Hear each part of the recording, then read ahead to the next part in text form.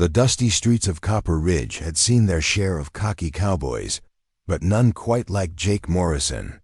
Standing 6 feet tall with spurs that jingle with every step, he carried himself like he owned the entire Arizona territory. On this particular scorching afternoon in 887, Jake's arrogance would meet its match in the most unexpected way possible.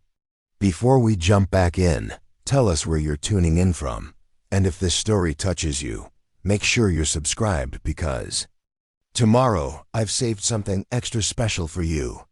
What happened next would become the stuff of legend, whispered in saloons from Denver to El Paso for decades to come. The sun hung mercilessly over Copper Ridge like a brass coin pressed against blue fabric. Heat waves danced off the wooden planks of the main street, and even the hardiest desert lizards had retreated to whatever shade they could find. But Jake Morrison didn't seem to notice the temperature. He strutted down the center of town like he was walking through his own personal kingdom, his weathered leather boots kicking up small clouds of dust with each deliberate step. Jake had just finished a cattle drive from the Patterson Ranch, 3 weeks of hard riding that had left him with enough coin in his pocket to feel invincible, and enough stories to last him through the next month of drinking. His black hat sat at a cocky angle, and his belt buckle caught the sunlight as he moved, sending brief flashes of silver dancing across the storefronts. The people of Copper Ridge knew Jake Morrison by reputation. He was the kind of cowboy who could rope a steer from 50 yards away, break a wild Mustang in under an hour, and drink most men under the table without breaking a sweat. But more than his skills, it was his mouth that made him memorable. Jake had never met a boast he couldn't make or a challenge he wouldn't accept, especially when there was an audience around to witness his swagger dot as he approached the Copper Ridge Bank. Jake's attention was caught by a small crowd gathered near the hitching post. A group of local ranch hands and townspeople had formed a loose circle, their voices carrying a mixture of amazement and disbelief. Jake's curiosity was piqued. Anything that could draw a crowd in this sleepy desert town was worth investigating. What's all the commotion about? Jake called out as he approached, his voice carrying the kind of authority that came from years of commanding respect on cattle drives. Old Pete Garrison, a grizzled ranch hand with more wrinkles than a dried apple, turned toward Jake with wide eyes. "You ain't gonna believe this, Morrison. That banker's daughter, she's been throwing knives at that there wooden fence post, and I'll be damned if she ain't hitting the center every single time." Jake's eyebrows rose slightly. Eliza Whitmore, the banker's daughter, was known around town as a proper young lady. She attended church every Sunday, wore pressed dresses that never seemed to gather dust, and spoke with the kind of refined accent that suggested expensive schooling back east.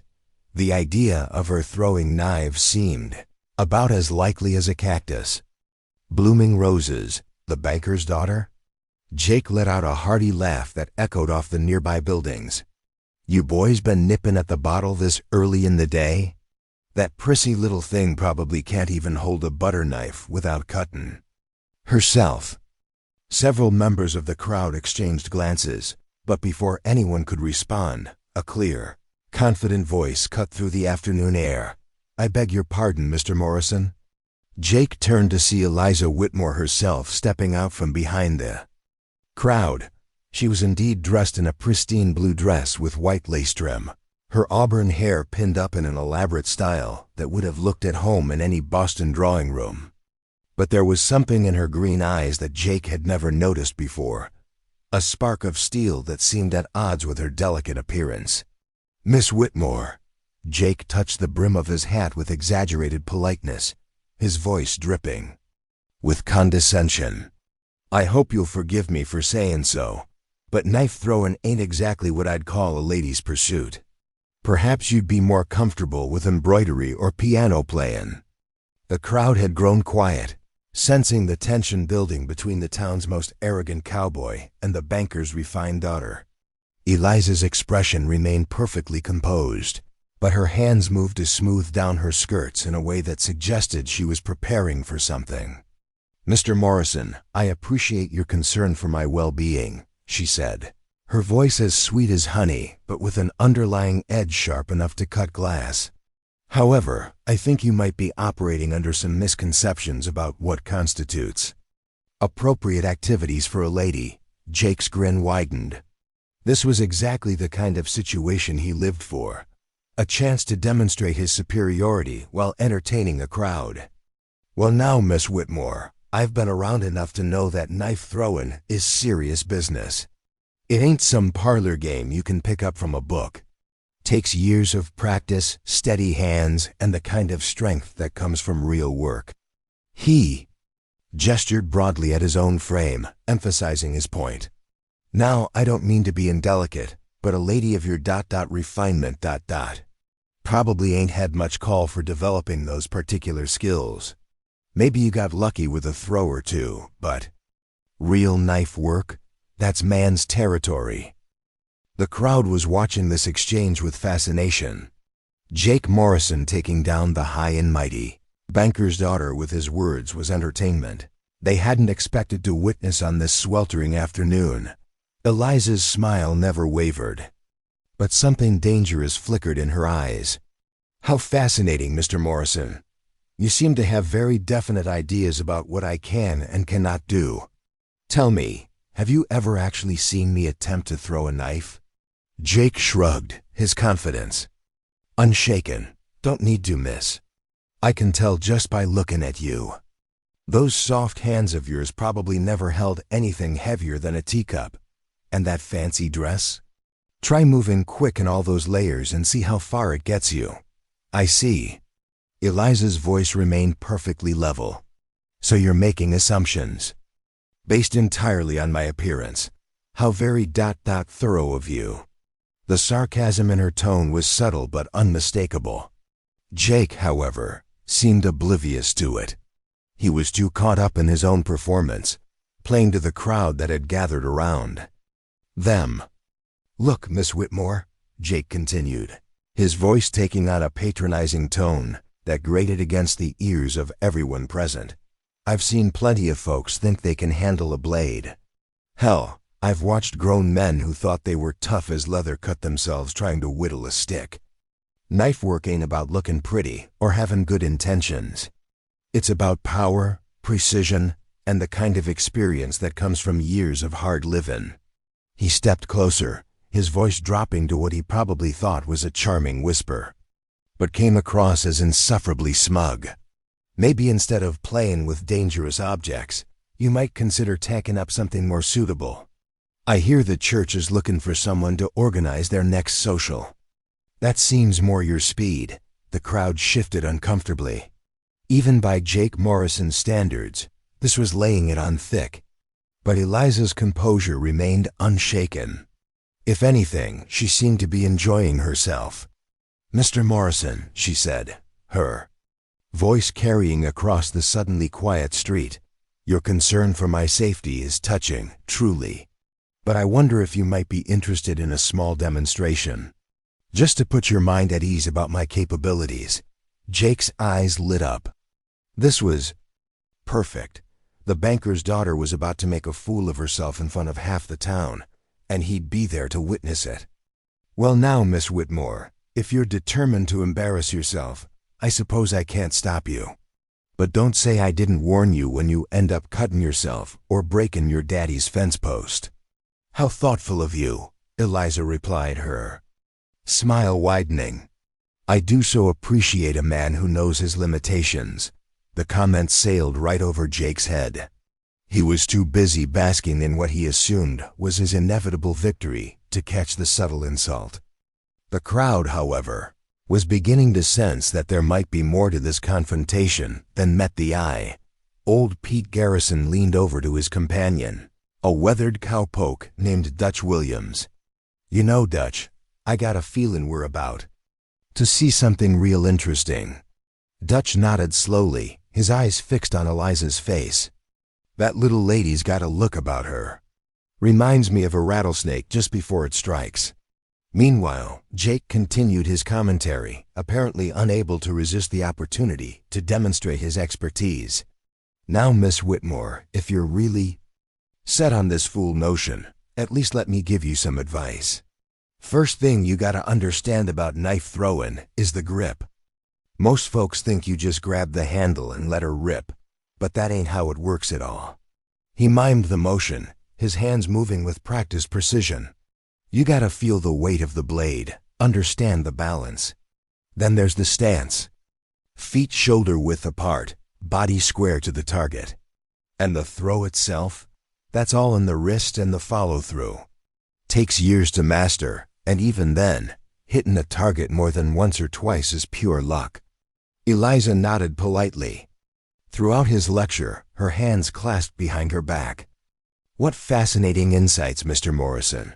I can see you've given this subject considerable thought. 20 years of experience, Jake said proudly. Been throwing knives since I was knee-high to a grasshopper. My daddy taught me, and his daddy taught him. It's in the Morrison blood, you might say. How fortunate for you, Eliza replied. And I suppose with all that experience, you must be quite skilled yourself. Jake's chest puffed out with pride. Ma'am, I can put a blade through a playing card at 20 paces. Won more than a few bets that way, too. Impressive, Eliza said, and for the first time, her voice carried what sounded like genuine admiration. Perhaps you'd be willing to demonstrate your technique? I'm sure everyone here would love to see a master at work. The crowd murmured its agreement, and Jake found himself in the position he loved most, the center of attention with a chance to show off his skills. Well, if you insist, Miss Whitmore. But after you see what real knife work looks like, maybe you'll reconsider this whole notion of yours. He reached into his boot and produced a well-worn throwing knife, its blade polished to a mirror shine from years of use. The crowd stepped back to give him room as he approached the wooden fence post that had apparently been serving as Eliza's target. Preparing and narrating this story took us a lot of time, so if you are enjoying it, subscribe to our channel. It means a lot to us. Now back to the story. Now watch closely, Jake announced, his voice carrying the authority of a man who knew his business. Here's how it's done. He took his stance, feet planted firmly in the dust, his body turned slightly to the side. The knife felt familiar in his hand, its weight and balance as known to him as his own heartbeat. Jake drew back his arm, focused on a spot in the center of the weathered post, and let the blade fly. The knife struck the wood with a solid thunk, embedding itself about 3 inches from the center of the post.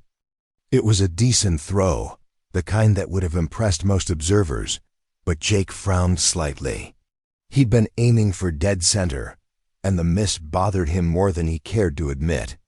Not bad for a warm-up, he said, walking over to retrieve his knife. Course, I was just getting the feel of the distance.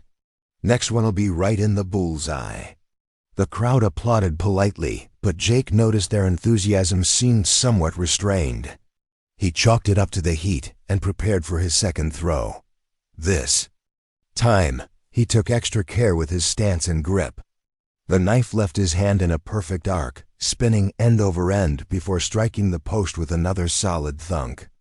This throw was closer to the center, maybe 1.5 inches off target.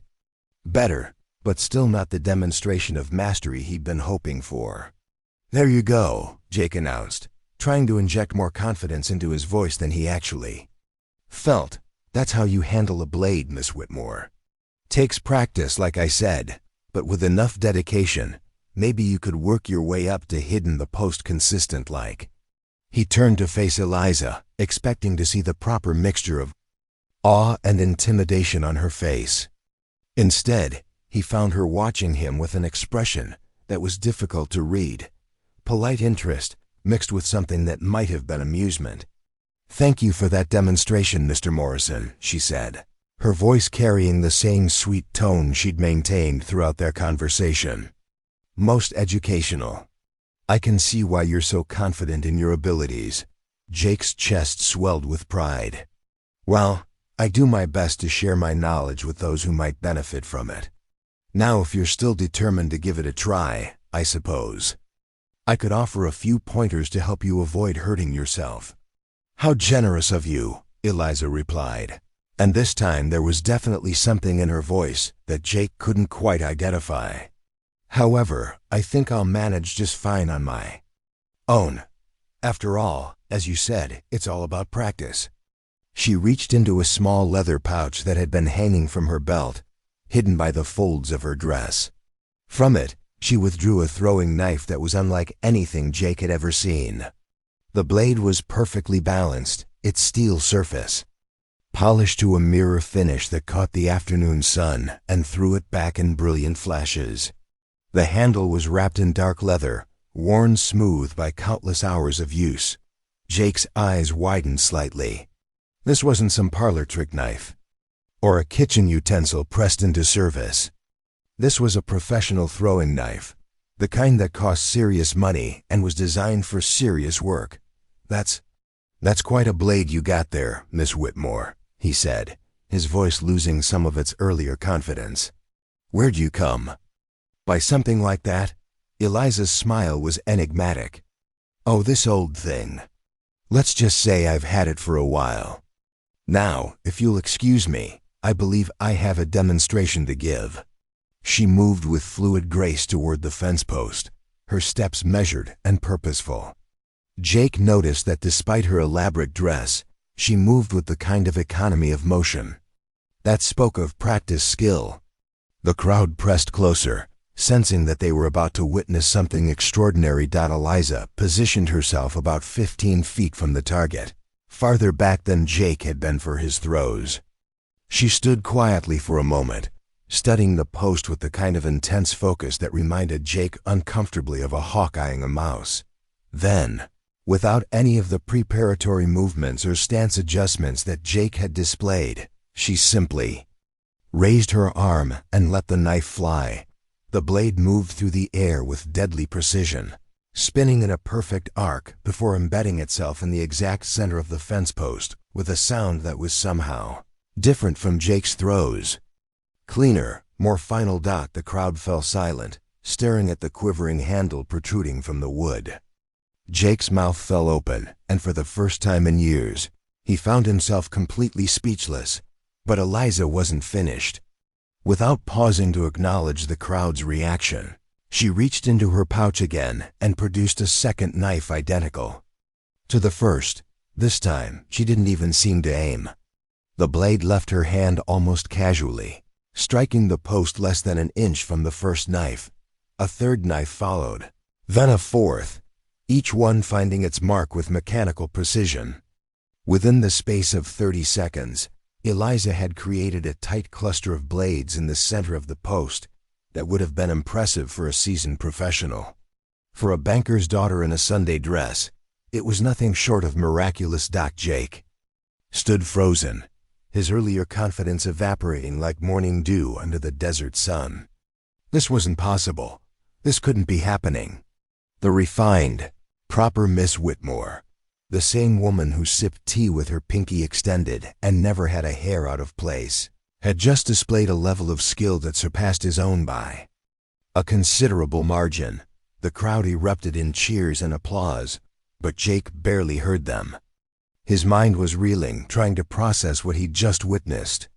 Everything he thought he knew about Eliza Whitmore had just been turned upside down, and he was struggling to understand how he could have been so completely wrong about her. Eliza retrieved her knives with the same casual efficiency she displayed in throwing them, cleaning each blade carefully before returning it to her pouch. Only then did she turn her attention back to Jake, her expression as serene as if she'd just finished arranging flowers. "Well, Mr. Morrison," she said, her voice carrying across the suddenly quiet street, "I do hope that demonstration was educational. As you can see, appearances can be quite deceiving." Jake opened his mouth to respond, but no words came out. For the first time in his adult life, he found himself completely and utterly speechless. The silence that followed, Eliza's demonstration stretched like a taut wire ready to snap. Jake Morrison stood rooted to the spot, his usual swagger replaced. by a bewildered stare that made him look like a man who'd just watched the sun rise in the west. The crowd around them buzzed with excitement, but their voices seemed to come from a great distance. "Sweet Mary and Joseph," whispered Dutch Williams, removing his hat and running his fingers through his graying hair. "I ain't never seen nothin' like that in all my born days." Old Pete Garrison nodded slowly, his weathered face creased with amazement. That little lady just put on a show that'd make Buffalo Bill himself sit up and take notice. Where in tarnation did she learn to throw like that? But Jake wasn't listening to the crowd's commentary. His mind was racing, trying to reconcile what he'd just witnessed with everything he thought he knew about the world. Eliza Whitmore stood before him, still looking every inch the proper banker's daughter. But now there was something else in her bearing, a quiet confidence that suggested depths he'd never imagined. "Miss Whitmore," Jake finally managed to croak, his voice barely above a whisper. That is to say, how did you—" Eliza tilted her head slightly, a gesture that was both innocent and somehow predatory. "Yes, Mr. Morrison? You seem to have lost your usual eloquence. I do hope you're not feeling unwell." The gentle mockery in her tone was unmistakable, and Jake felt his face flush with embarrassment. Around him, he could hear the whispered conversations of the townspeople, and he knew that his reputation as the most skilled man in Copper Ridge had just taken a severe blow. "I don't understand," Jake said, his voice gaining strength as his shock began to transform into something else, a mixture of curiosity and wounded pride. "Where did you learn to throw like that? That kind of skill doesn't just appear overnight." Eliza's smile widened, but there was something mysterious in her expression. "Oh, Mr. Morrison, surely a man of your experience understands that some things are best learned through observation and practice. After all, you just finished explaining how it's all about dedication and years of hard work." She gestured toward the fence post, where her knives had created a pattern so tight that Jake could have covered all 4 blades with his hat. "I've simply been dedicated." Jake's eyes narrowed. There was more to this story, and he was determined to get to the bottom of it. "No, ma'am. I've been throwing knives for 20 years, and I've never seen anyone, man or woman, display that kind of precision without proper training. Someone taught you, and I want to know who." The crowd had grown larger, drawn by the commotion and the spectacle of Jake Morrison being taken down a peg by the banker's daughter. Among the new arrivals was Samuel Brennan, the town's mayor, whose rotund figure was already beginning to glisten with sweat, despite the shade of his wide-brimmed hat. "What's all this ruckus about?" Mayor Brennan called out, pushing his way through the crowd with the authority of his office. I could hear the excitement clear across the street. "The banker's daughter just schooled Jake Morrison in knife throwing," Dutch Williams explained, his voice carrying a note of glee that suggested he was enjoying Jake's discomfort. "Put 4 blades in the center of that post faster than you could." Blink. Mayor Brennan's eyebrows rose nearly to his hairline. "Eliza Whitmore, Harold's daughter, are you certain?" "Saw it with my own eyes," old Pete confirmed. Clean as a whistle, every throw made Jake's attempts look like amateur hour. The mayor turned his attention to Eliza, who was standing with her hands clasped in front of her, looking for all the world like she was waiting for the church service to begin. "Miss Whitmore, is this true? Have you been practicing knife throwing?" "I have had some experience with the skill, yes," Eliza replied, her voice carrying the same measured tone she used when discussing the weather or the upcoming harvest festival. "Though I must say, Mr. Morrison's earlier assessment of my abilities was somewhat inaccurate." Jake felt his temper beginning to rise. The humiliation of being shown up was bad enough, but the calm way Eliza was discussing it, as if his expertise meant nothing, was more than he could bear. "Now hold on just a minute," he said, his voice taking on the edge that had cowed many a ranch hand. "I'll admit you surprised me, Miss Whitmore, but luck is still luck. Anyone can get off a few good throws if the conditions are right. Winds.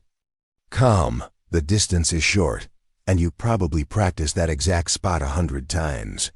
Eliza's expression didn't change, but something flickered in her green eyes. Mr. Morrison, are you suggesting that my demonstration was somehow inadequate?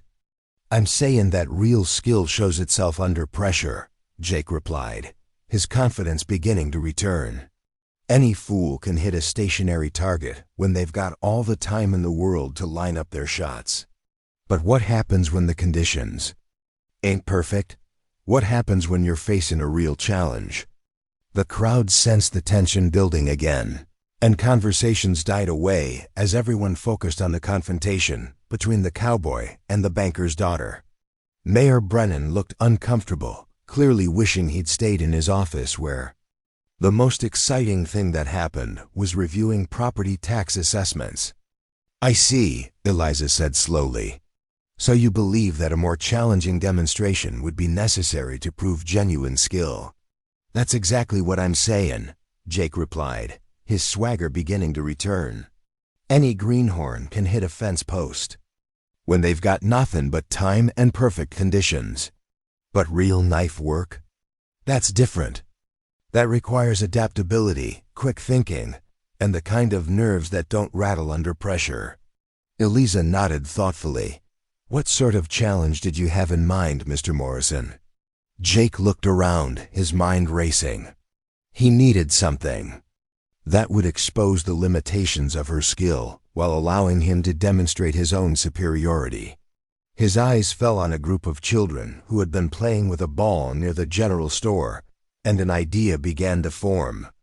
How about a moving target, he suggested. Anyone can hit something that's standing still, but it takes real skill to hit something that's moving. And not just moving slow either. I'm talking about a target that's really traveling. The crowd murmured with interest. This was the kind of challenge that separated the skilled from the merely lucky, and everyone knew it.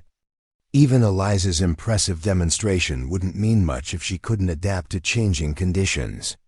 An interesting proposition, Eliza said, her voice betraying no hint of concern. What did you have in mind for a moving target? Jake's grin widened. Well, now, that depends on what you're comfortable with. We could start with something simple. Maybe have one of the boys roll a barrel down the street. Or we could make it more interesting and try hitting a thrown object. Course. That's advanced work, and I wouldn't want to push you beyond your abilities. The condescension in his tone was unmistakable, and several members of the crowd shifted uncomfortably. But Eliza's expression remained serene, as if she were considering nothing more challenging than which dress to wear to Sunday service. Thrown object, she repeated thoughtfully. That does sound like it would require considerable skill.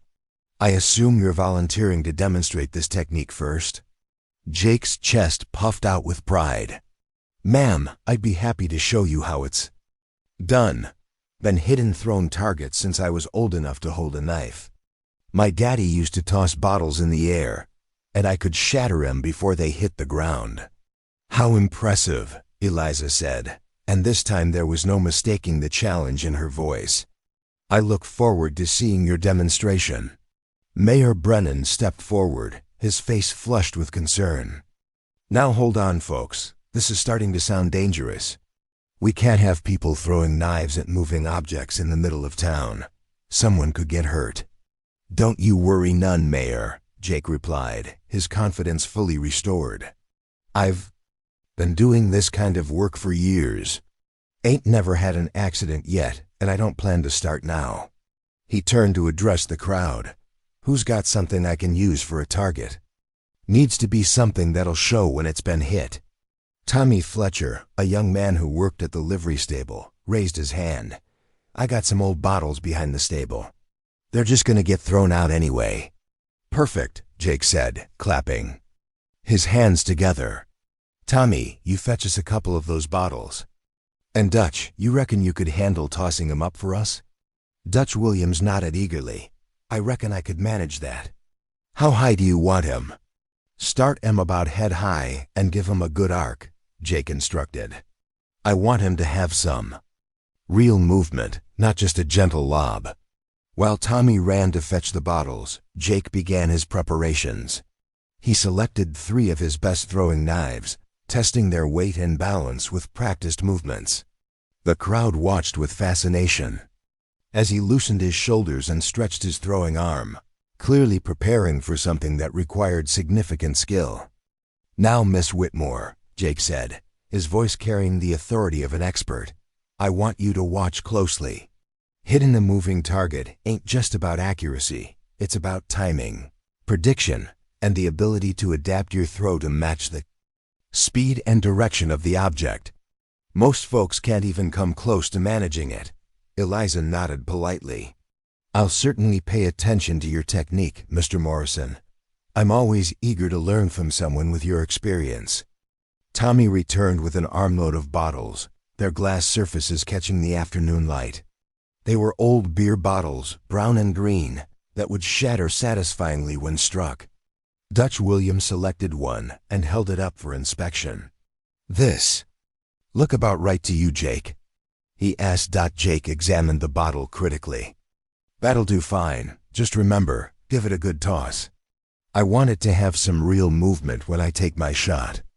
The crowd formed a wide semicircle, giving Jake plenty of room to work while maintaining a safe distance from any flying glass.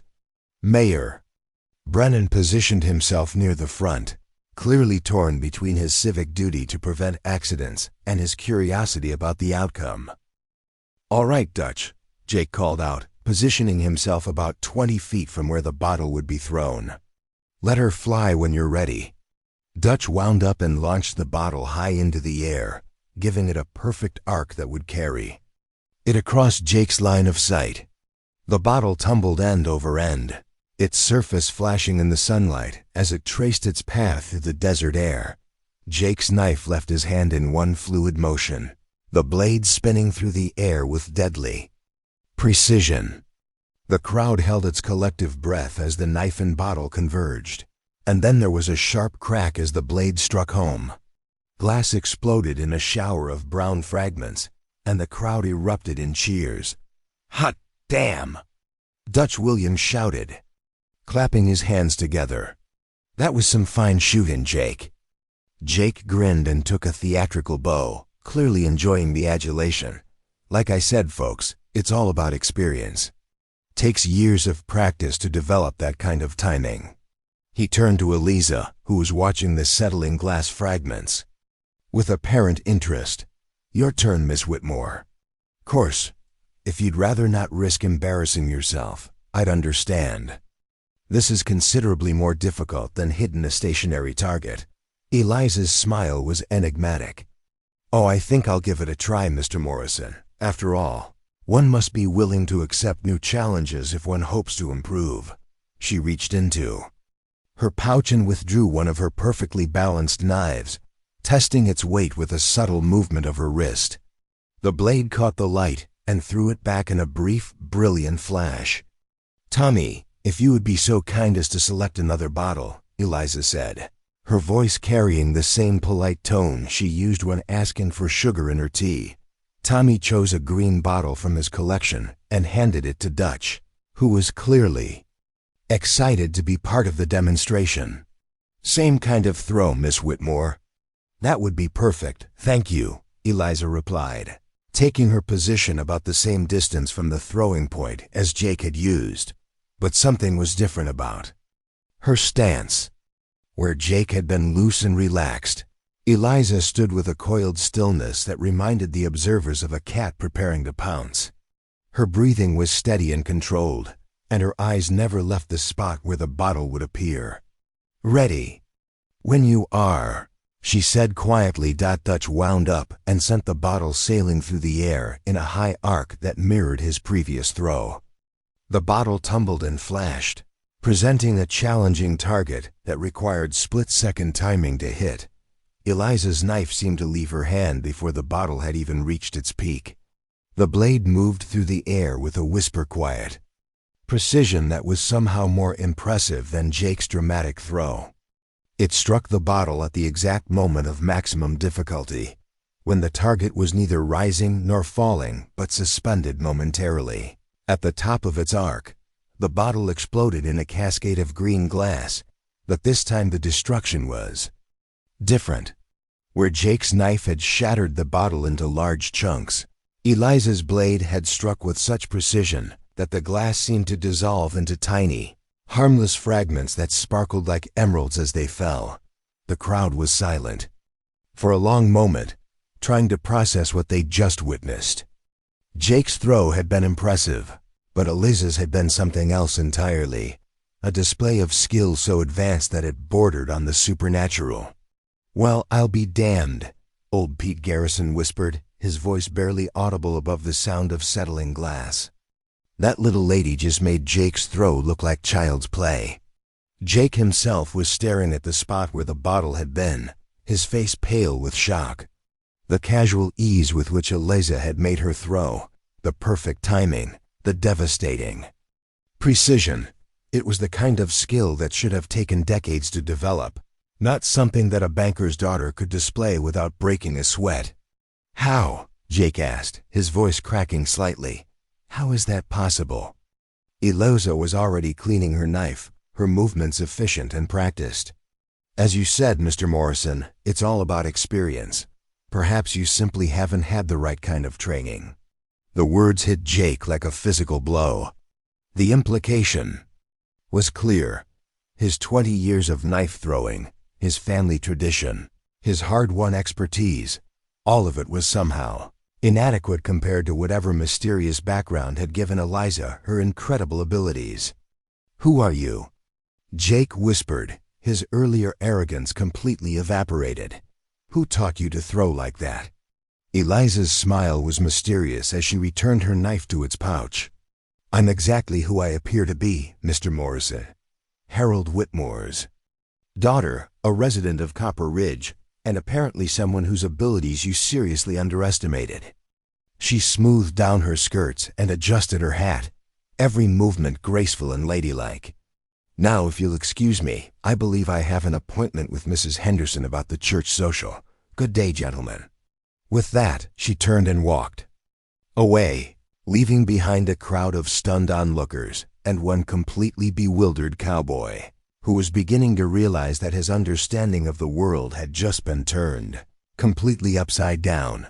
Jake Morrison stood in the dusty street, surrounded by the fragments of 2 bottles and the ruins of his reputation, wondering how a simple afternoon in Copper Ridge had become the most confusing day of his life.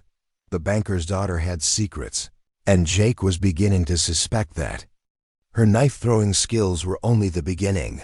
Word traveled fast in a town like Copper Ridge.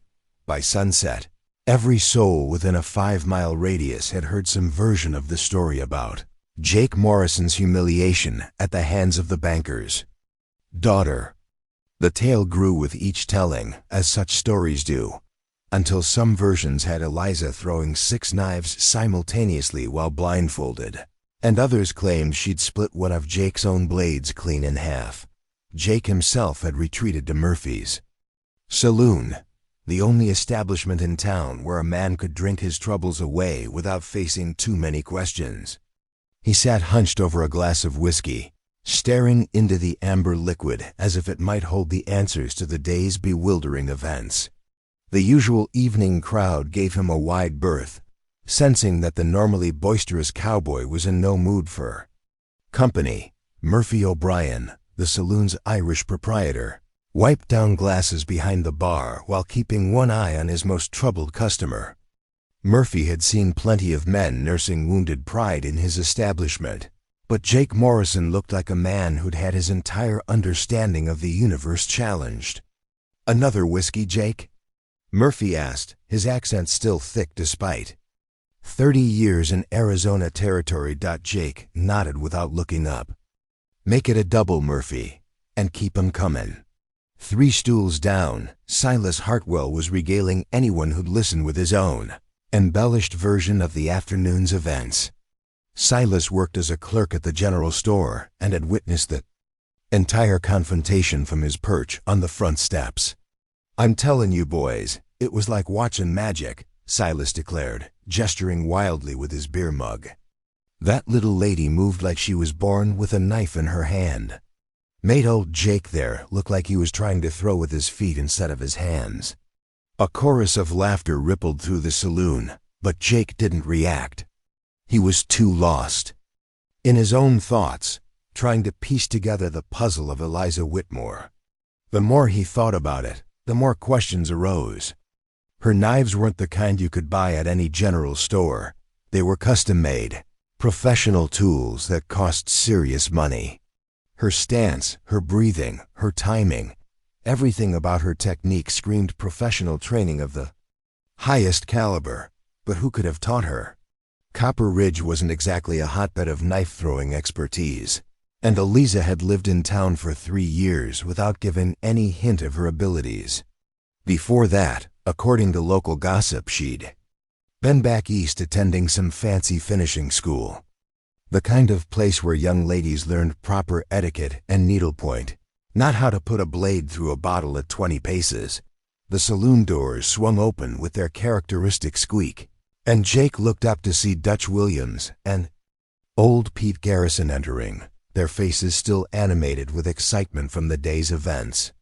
They spotted Jake immediately and made their way over, clearly eager to discuss the afternoon's drama. "Well, well," Dutch said, sliding onto the stool next to Jake. "If it ain't the man who got schooled by a banker's daughter. How you holdin'?" "Up, Morrison?" Jake's jaw tightened, but he didn't respond. Old Pete settled on his other side, signaling Murphy for a beer. "Now don't go tacking it so hard, Jake," Pete said, his tone attempting sympathy, but failing to hide his amusement. "Ain't no shame in getting beat by someone who's that good. Hell, I've been around for 63 years, and I ain't never seen nothing like what that girl did today." "That's just it," Jake said, finally speaking up. "Nobody gets that good without years of serious training. And I mean serious, the kind of instruction you get from military men or professional fighters. Not the kind of thing they teach at finishing schools." Dutch took a long pull from his beer and wiped his mouth with the back of his hand. Maybe she had herself a different kind of teacher. Could be her daddy hired someone to train her when she was younger. Rich folks do strange things sometimes. Jake shook his head. "I've met Harold Whitmore plenty of times. He's a banker, through and through. Soft hands, soft voice, probably never held anything more dangerous than a letter opener in his entire life. And he sure as hell wouldn't have seen fit to teach his daughter to throw knives like some kind of circus performer." "Then where'd she learn?" Pete asked, genuine curiosity in his voice. "That's what I aim to find out," Jake replied, downing the rest of his whiskey in one gulp. "And I'm gonna start by paying a visit to the Whitmore house tomorrow morning." Murphy looked up from his glass cleaning, concern creasing his weathered features. "Now, Jake, you might want to think twice about that. Barging into a man's home to interrogate his daughter ain't exactly what you'd call proper behavior. Especially not when that man happens to hold the mortgage on half the businesses in town." Jake's laugh was bitter. "Proper behavior? Murphy, that woman made a fool of me in front of half the town. I got a right to know how she did it." "You got a right to nurse your wounded pride," Dutch corrected. "But that don't give you cause to go bothering respectable folks in their own homes." Before Jake could respond, the saloon doors opened again, and this time the newcomer caused every conversation in the room to stop mid-sentence. Vincent Cross stepped into the smoky interior, his black coat and silver-headed cane marking him as clearly out of place among the rough-hewn cowboys and laborers who typically frequented Murphy's establishment. Vincent Cross was something of a mystery himself in Copper Ridge. He'd arrived in town about a year ago, claiming to be a traveling businessman with interests in mining and cattle. He dressed like a gentleman, spoke with the cultured accent of an educated man, and always seemed to have money to spend. But there was something about him that made people uneasy, a coldness in his gray eyes and a way of moving that suggested he was more dangerous than his refined appearance indicated. "Good evening, gentlemen," Vincent said, his voice carrying easily across the suddenly quiet saloon. "I trust everyone is having a pleasant evening." Murphy nodded nervously. "Evening. Mr. Cross, what can I get for you?" "Whiskey, if you please." "The good bottle, not the rotgut you serve to the usual clientele." Vincent's gaze swept across the room before settling on Jake. "Mr. Morrison, I understand you had quite an educational afternoon." Jake's head snapped up, his eyes narrowing. "What's it to you, Cross?" Vincent smiled, but the expression didn't reach his eyes. "Oh, nothing in particular. I simply find it interesting when people's assumptions are challenged. So dramatically, Miss Whitmore certainly provided an impressive demonstration of skill." "You were there?" Dutch asked, surprise evident in his voice. "I didn't see you in the crowd. I make it a point to observe events of interest from a discreet distance," Vincent replied, accepting his whiskey from Murphy. "One learns more by watching than by participating in the spectacle." Jake stood up from his stool, his hand instinctively moving toward the knife at his belt.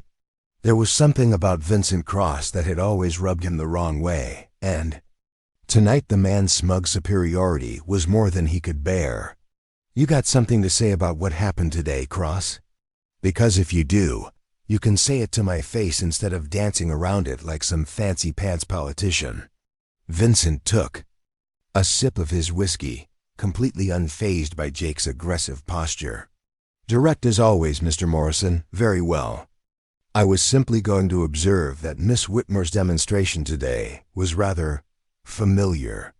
The word hung in the air like smoke, heavy with implication. Jake felt his pulse quicken. "Familiar how?" "The technique, the precision, the particular style of throwing. It reminded me of training I've encountered before. In certain circles where such skills are considered professional necessities rather than parlor tricks." Old Pete leaned forward, his interest clearly piqued. "What kind of circles would those be, Mr. Cross?" Vincent's smile grew wider, and for a moment his civilized facade slipped enough to reveal something predatory underneath. "The kind where people kill for a living, Mr. Garrison. The kind where a perfectly thrown knife can mean the difference between completing a contract and ending up in a shallow grave." The saloon fell completely silent. Even Silas Hartwell, who had been holding forth at the far end of the bar, stopped mid-sentence and turned to stare at Vincent Cross. Jake felt a chill run down his spine. "You're saying Eliza Whitmore is some kind of assassin? That's the most ridiculous thing I ever heard. Is it?" Vincent asked, swirling his whiskey thoughtfully. "Consider the evidence, Mr. Morrison. Professional-grade equipment, flawless technique, and training that clearly took years to develop. All hidden beneath the facade of a respectable banker's daughter. Rather convenient, wouldn't you say?" "Dutch." Williams shook his head vigorously. "Now hold on there, Cross. That's a hell of an accusation to make about a respectable young lady. Eliza Whitmore goes to church every Sunday, helps with the charity drives, and teaches Sunday school to the children. She ain't no killer." "The best ones never appear to be," Vincent replied calmly. "That's rather the point of maintaining a cover identity." Murphy slammed a glass down on the bar with enough force to crack it. "That's enough talk like that in my establishment. Miss Whitmore is a fine young lady, and I won't have her reputation besmirched by wild speculation and gossip." Vincent raised his hands in a gesture of mock surrender. "Peace, Mr. O'Brien. I'm merely offering an alternative explanation for today's remarkable display. After all, when one encounters someone with skills that are professional, one naturally wonders where such training was acquired." Jake's mind was racing. As much as he wanted to dismiss Vincent's suggestions as nonsense, they provided answers to questions that had been bothering him all afternoon. The mysterious knives, the flawless technique, the complete lack of nervousness when facing a challenge. It all made sense if Eliza wasn't just a banker's daughter playing at knife throwing. "Even if what you're suggesting is true," Jake said. Slowly, What would someone like that be doing in a backwater town like Copper Ridge? We ain't exactly a hotbed of criminal activity. Vincent's eyes glittered with something that might have been amusement. Perhaps she's retired from active service. Or perhaps she's waiting for something, or someone. He finished his whiskey and placed the glass on the bar with deliberate precision. In any case, gentlemen, I believe tomorrow will prove to be a most interesting day. Especially if certain parties decide to pursue their curiosity about Miss Whitmer's background. With that cryptic statement, Vincent Cross tipped his hat and walked out of the saloon, leaving behind a room full of confused and uneasy men. Jake stared at the swinging doors for a long moment, his mind churning with possibilities. If Vincent was right, if Eliza Whitmore was something more dangerous than she appeared, than his planned confrontation, tomorrow might be far more perilous than he'd imagined. But Jake Morrison had never backed down from a challenge, and he wasn't about to start now. Whatever secrets the banker's daughter was hiding, he was going to uncover them. Even if it killed him, the thought occurred to him that, given what he'd witnessed that afternoon, that possibility might be more literal than he cared to admit. Meanwhile, across town in the modest but well-appointed Whitmore residence, Eliza sat in her father's study, carefully cleaning and oiling her knives by lamplight. The tools were arranged on a soft cloth in precise order, each blade gleaming like quicksilver in the yellow glow. Harold Whitmore watched his daughter from his leather chair, his round face creased with worry. "Eliza, dear, perhaps we should discuss what happened today. The entire town is talking about your demonstration." Eliza looked up from her work, her green eyes reflecting the lamplight. "What about it, Father?" "I simply showed Mr. Morrison that his assumptions about my capabilities were incorrect. But how did you learn to throw like that? And where did you get those knives? They're not exactly the sort of thing one purchases at the general store." Eliza's hands never paused in their methodical cleaning. "You know perfectly well where I learned, Father. And you know why it was necessary." Harold shifted uncomfortably in his chair. "I'd hoped that part of your life was behind us. When we came to Copper Ridge, you promised me you were finished with all of that." "I am finished with it," Eliza replied calmly. "But that doesn't mean I've forgotten my training. Skills like mine don't simply disappear because one chooses a different path. But why reveal them now? You've managed to maintain your cover for 3 years. Why risk exposure over a petty confrontation with an arrogant cowboy?" Eliza finally looked up from her knives, and Harold was surprised to see a flicker of something dangerous in her expression. "Because, Father, that arrogant cowboy was about to learn a lesson whether I taught it to him or not. I simply chose to control the circumstances of his education." She returned to her work, her movements precise and economical. "Besides, there are people in this town who need to understand that appearances can be deceiving." Today's demonstration served multiple purposes. Harold felt a chill run through him. He'd always known his daughter was dangerous, but he'd hoped that their quiet life in Copper Ridge had softer edges. Now he was beginning to suspect that beneath her ladylike facade, the woman who had once been known by a very different name was still very much alive. "Eliza," he said quietly, "what aren't you telling me?" She finished with the last knife and began returning them to their custom-made case. "Nothing you need to worry about, Father. I have everything well in hand." But as she closed the case and extinguished the lamp, Eliza's mind was already turning to the challenges that tomorrow would bring. Vincent Cross was in Copper Ridge, and that was no coincidence. After 3 years of peaceful anonymity, her past was finally catching up with her. The banker's daughter was about to disappear, and in her place, something far more dangerous was preparing to emerge from the shadows. Dawn broke over Copper Ridge, with the pale gold light that promised another scorching day. Jake Morrison hadn't slept well, his mind churning with Vincent Cross's implications and his own burning need for answers. He'd risen before sunrise, dressed carefully, and checked his weapons with the methodical precision of a man preparing for potential trouble. The Whitmore house sat on Elm Street, one of the more respectable addresses in town. It was a two-story structure painted white with green shutters, surrounded by a well-maintained garden that spoke of both prosperity and care.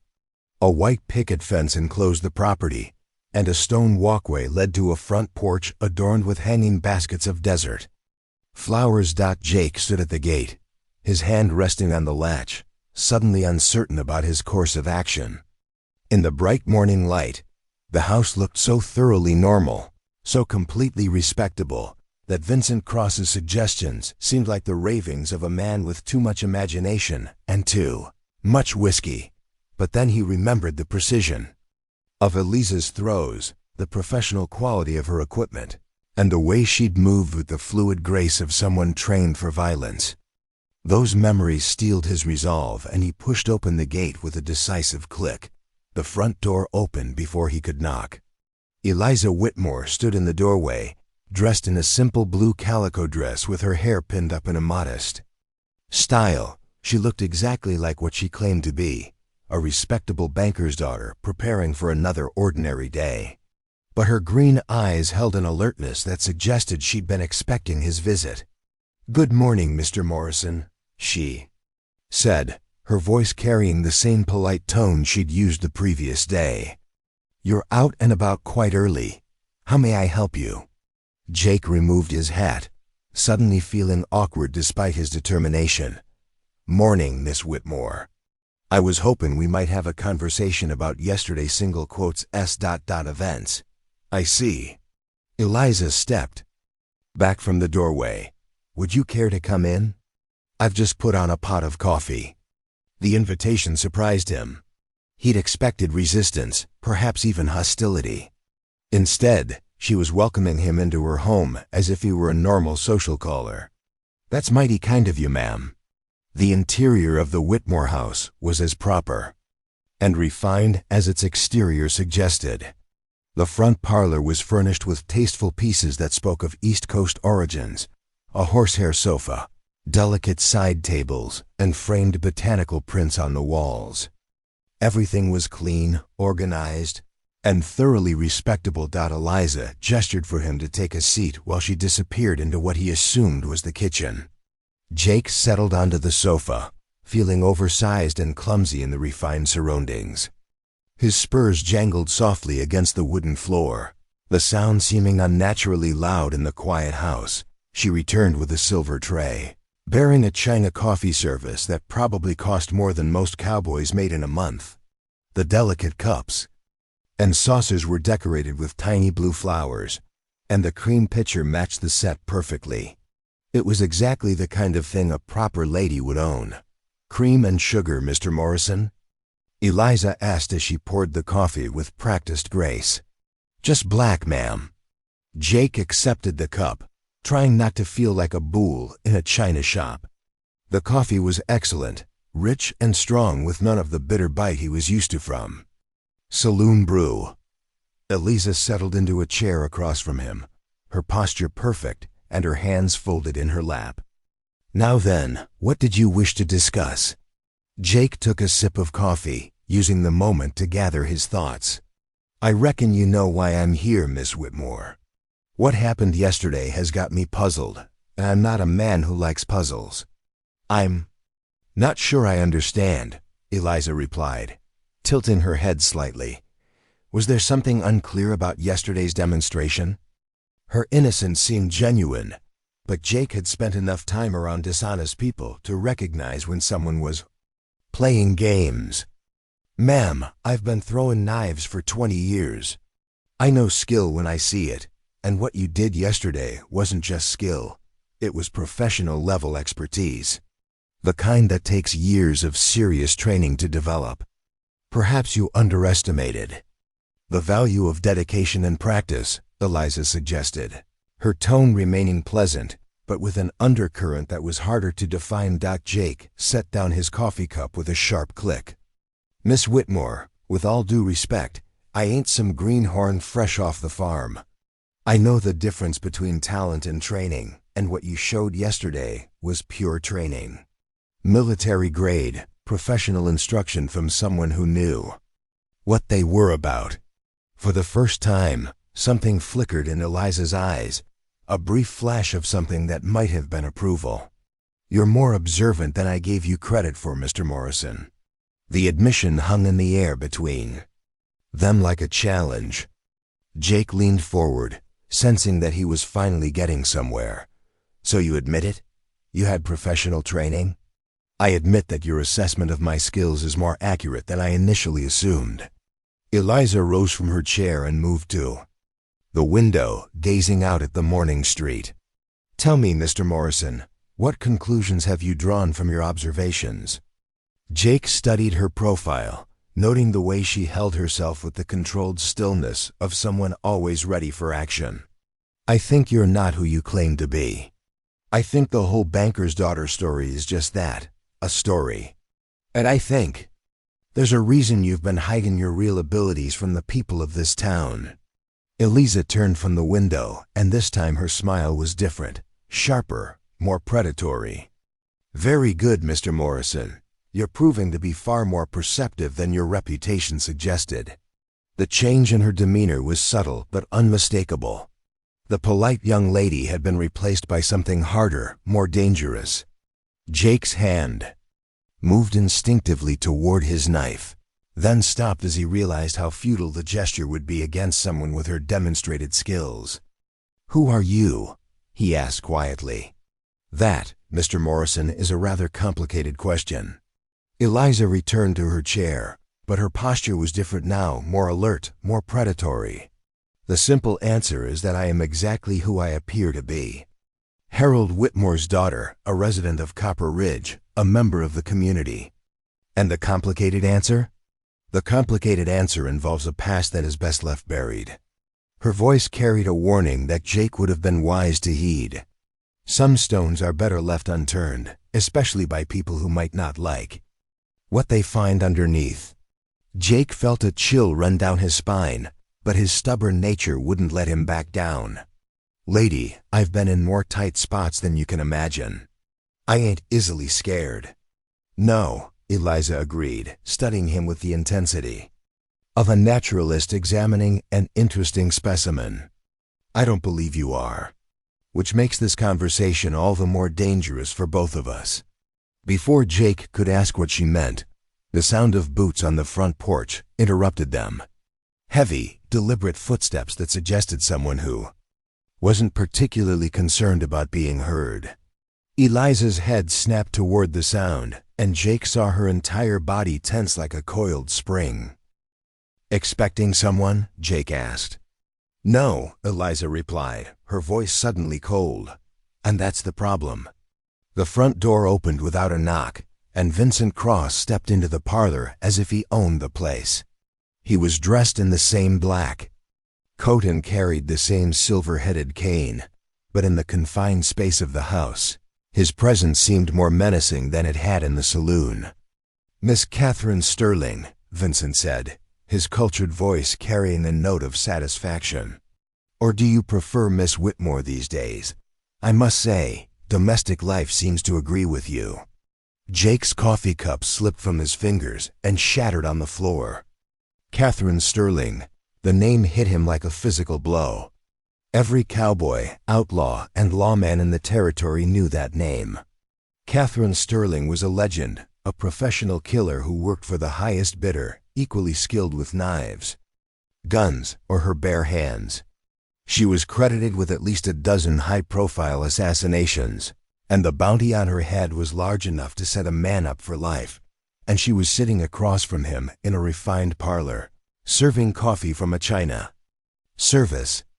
Hello, Vincent, Eliza said, her voice now carrying a completely different accent, sharper, more Eastern, with the precise diction of education and training. You're looking well. Prison life obviously agreed with you. Vincent's laugh was cold and humorless.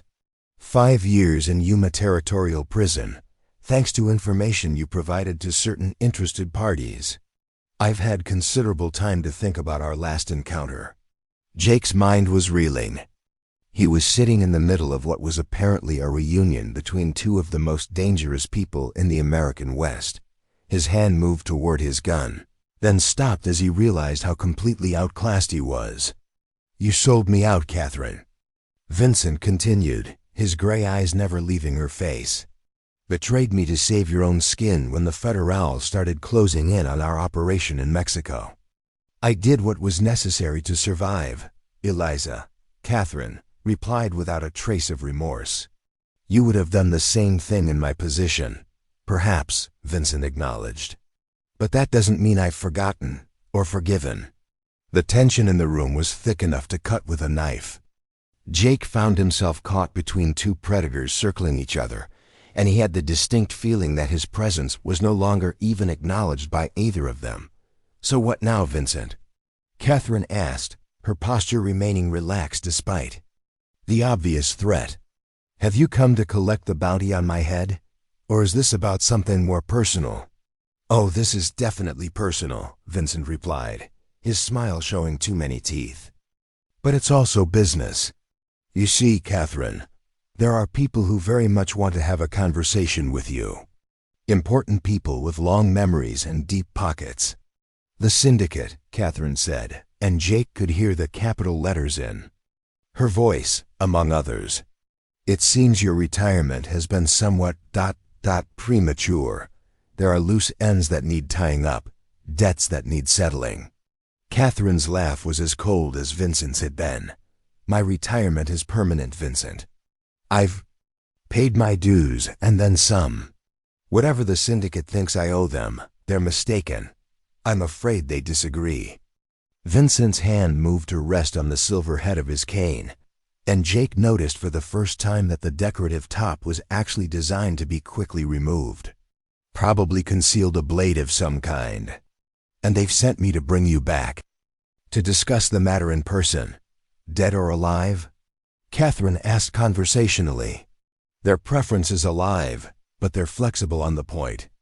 Jake realized he needed to get out of this room before the shooting started. He began to rise from the sofa, moving as slowly and non-threateningly as possible.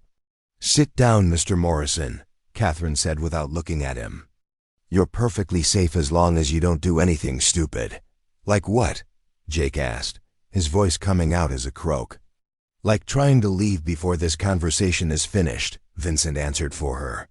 "You've stumbled into something rather significant, Mr. Morrison. It would be unfortunate if you were to spread word of this encounter before certain matters are resolved." Jake sank back onto the sofa, realizing that his curiosity had just trapped him in a situation that was far more dangerous than anything he'd ever imagined.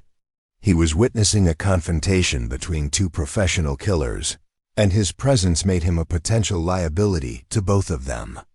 "Now then, Catherine," Vincent continued, "as I was saying, you have two choices. You can come with me voluntarily, or I can take you by force. Either way, you're leaving Copper Ridge today." Catherine's smile was sharp as a razor blade. "Vincent, you always were overconfident. Did you really think I've spent the last 3 years sitting in this house doing needlepoint and baking pies?" "I think you've gone soft," Vincent replied. "Playing house with your fake father, pretending to be a respectable member of society. The Catherine Sterling I knew would never have revealed her skills to some nobody cowboy over a petty insult." "You're right about one thing," Catherine acknowledged. "I have changed, but not in the way you think." She stood up with fluid grace, and Jake saw that the polite banker's daughter had completely disappeared. In her place stood someone harder, more dangerous, and infinitely more deadly. The Catherine Sterling you knew was angry, reckless, and ultimately self-destructive.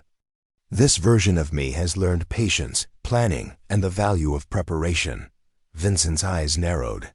"Meaning what, exactly?" Catherine's smile widened. "Meaning that I've been expecting you for quite some time, Vincent. In fact, I've been preparing for this moment since the day I arrived in Copper Ridge." The implication hung in the air like a loaded gun. Jake suddenly understood that this wasn't a chance encounter or an unexpected confrontation. This was a trap, carefully laid and expertly sprung, and he was sitting right in the middle of it.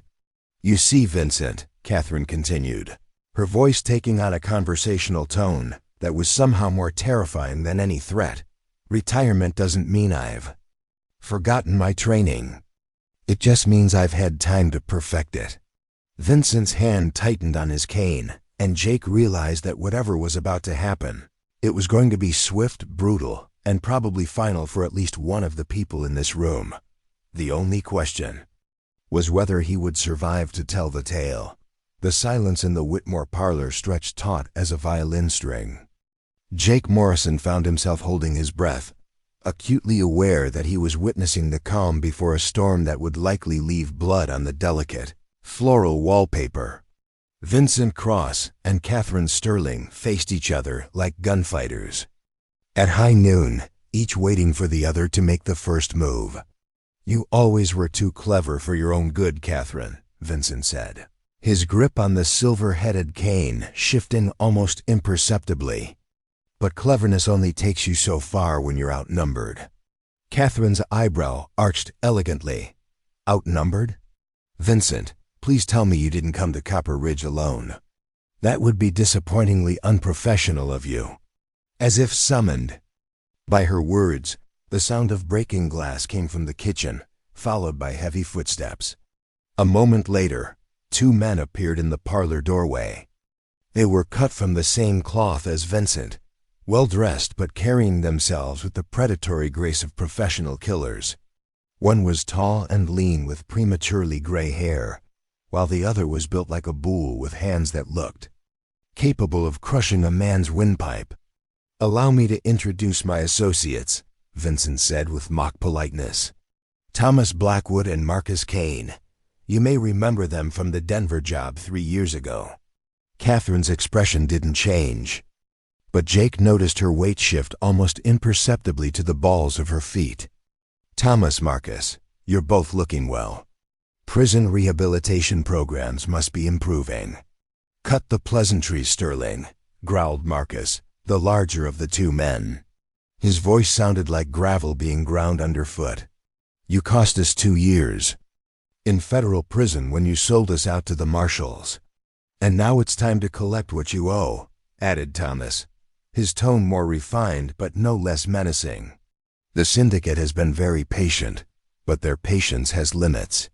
Jake's mind raced as he tried to process the situation. He was trapped in a room with 4 professional killers, and based on the conversation, at least 3 of them wanted Catherine Sterling dead or captured. The smart thing would be to find a way out of this room before the shooting started, but Catherine's earlier warning had made it clear that leaving wasn't an option. "Mr. Morrison," Catherine said without taking her eyes off the 3 men, "I'm afraid our coffee is going to be interrupted. You might want to move to the far corner of the room and stay low." "Now hold on," Jake protested, his cowboy pride overriding his common sense. "I ain't the type to hide behind a woman, even if she is ... whatever you are." Catherine's laugh was genuinely amused. "Mr. Morrison, your chivalry is touching, but misplaced. I assure you, I'm far better equipped to handle this situation than you are." "The cowboy's right about one thing," Vincent interjected. "This isn't his fight. Let him walk away, Catherine. No need for unnecessary bloodshed." "I'm afraid it's too late for that," Catherine replied, her voice taking on a regretful tone. "Mr. Morrison has seen too much and heard too much. The syndicate doesn't believe in loose ends." Jake felt his blood turn to ice water. "What's that supposed to mean?" "It means, Cowboy," Marcus said with an ugly grin, "that you picked the wrong day to go visiting. Nothing personal, but we can't have you running to the sheriff with tales about wanted killers hiding in plain sight." The reality of his situation hit Jake like a physical blow. He wasn't just a witness to this confrontation. He was a liability that needed to be eliminated. His hand moved toward his gun, then stopped as he realized how futile the gesture would be. These weren't saloon drunks or cattle rustlers. These were professionals who killed for a living. "Vincent," Catherine said, her voice carrying a note of genuine disappointment. Threatening innocent bystanders? You've changed more than I thought. The Vincent Cross I knew had some sense of honor. Honor is a luxury I can no longer afford. Vincent replied coldly. 5 years in Yuma Territorial Prison taught me the value of pragmatism over principle. How unfortunate. Catherine reached up and began removing the pins from her hair, letting the auburn tresses fall loose around her shoulders. The gesture seemed casual, almost feminine, but Jake noticed that each hairpin was carefully placed on the small table beside her chair. I was hoping we could resolve this like civilized people. We can, Vincent said. Surrender yourself, and we'll make the cowboy's death quick and painless. Continue to resist, and things will become significantly more unpleasant for everyone involved. Catherine finished with her hair and smoothed down her dress. I'm afraid that's not acceptable, Vincent. You see, I've grown quite fond of my life. Here in Copper Ridge, the people are decent, the pace is peaceful, and I've finally found something resembling happiness. Touching, Thomas said with a sneer, but irrelevant. You belong to the syndicate, Sterling. You always have. No, Catherine said, her voice suddenly hard as tempered steel. I belonged to them once. But that was a different person in a different life. Catherine Sterling died 3 years ago when she walked into this house and became Eliza Whitmore. She stood up with fluid grace, and Jake was struck by how completely her demeanor had changed. Gone was any pretense of the refined banker's daughter. In her place stood a predator of the highest order, radiating dangerous competence. But if you insist on resurrecting her, Catherine continued, then you'd better be prepared for the consequences. The next few seconds unfolded with lightning speed. Catherine's hand flicked toward the table where she'd placed her hairpins, and Jake realized with shock that they weren't hairpins at all. They were small, perfectly balanced throwing spikes. One caught Thomas in the throat before he could even reach for his gun, while another buried itself in Marcus's gun hand, causing him to drop his weapon with a howl of pain. Vincent, however, had been expecting treachery. His cane came apart in 2 pieces, revealing a sword blade hidden within the shaft. He lunged forward with professional precision, the steel whistling through the air where Catherine's head had been a split second before. Catherine was no longer where she had been standing. She moved like quicksilver, flowing around Vincent's attack and producing one of her, throwing knives from some hidden pocket in her dress. The blade flashed toward Vincent's ribs, but he twisted away at the last instant, the steel slicing through his coat and drawing a thin line of blood. Jake dove behind the sofa as the fight erupted around him. Thomas was down, clutching his throat and making horrible gurgling sounds. Marcus was still on his feet but hampered by his wounded hand and the loss of his gun. Vincent and Catherine circled each other like deadly dancers, thrust and parry, advance and retreat. You've gotten faster, Vincent acknowledged, pressing his attack with a series of lightning-quick thrusts that forced Catherine to give ground. You've gotten slower, she replied, deflecting his blade with her knife and striking back with a move that nearly opened his throat. The elegant parlor was being systematically destroyed around them. China ornaments shattered as the combatants crashed into furniture. A bookshelf toppled over, spilling leather-bound volumes across the floor. The delicate side table where Catherine had placed her hairpins exploded into splinters when Marcus stumbled into it. Jake peered over the back of the sofa and saw Marcus fumbling for a backup gun with his good hand. The big man's face was twisted with pain and rage, and it was clear he intended to shoot Catherine in the back while she was engaged with Vincent. For a moment, Jake hesitated. This wasn't his fight, and Catherine Sterling was a notorious killer who had deceived him and the entire town for 3 years. But she was also the woman who had served him coffee in delicate china cups and spoken with genuine regret about the necessity of violence. His decision made itself. Jake vaulted over the sofa and tackled Marcus around the waist just as the big man's gun cleared its holster. They crashed to the floor in a tangle of limbs, Jake's weight and momentum carrying them both into the wall with bone-jarring force. Marcus was stronger, but Jake was desperate and fighting for his life. He managed to pin the injured man's gun, hand to the floor while driving his knee into Marcus's solar plexus. The big man's breath left him in a rush, and his grip on the pistol loosened enough for Jake to tear it away. "Should have minded your own business, Cowboy," Marcus gasped, his good hand closing around Jake's throat with crushing force. Jake's vision began to darken as Marcus's grip tightened. He could hear the clash of steel on steel as Catherine and Vincent continued their deadly dance, but it seemed to come from very far away. His own gun was pinned beneath Marcus's body, unreachable. Then Marcus's eyes went wide and his grip loosened. Jake looked down to see one of Catherine's throwing knives protruding from the big man's chest. Marcus made a wet, choking sound and then went limp. "Much obliged," Jake gasped, rolling away from the dead man. "Don't mention it," Catherine replied without taking her eyes off Vincent. "Consider it professional courtesy."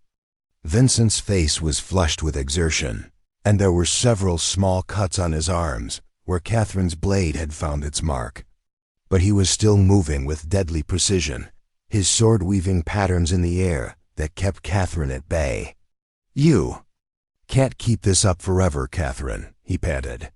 "I have more men positioned around the town. Even if you kill me, you'll never make it out of Copper Ridge alive. Who says I want to leave?" Catherine replied, her voice eerily calm despite the life-and-death struggle. "I told you, Vincent, I like it here." She feinted left, then spun right, her knife slicing across Vincent's forearm and causing him to drop his guard for just an instant. It was all the opening she needed. Her second knife, drawn from another hidden sheath, punched through Vincent's chest with surgical precision. Vincent looked down at the blade protruding from his torso with an expression of mild surprise. "Well played," he said, his voice already growing weak. "But this won't end with me, Catherine. The Syndicate has a long reach and a longer memory." "Let them come," Catherine replied coldly. "I'll be waiting." Vincent collapsed to his knees then, toppled forward onto the ruined carpet.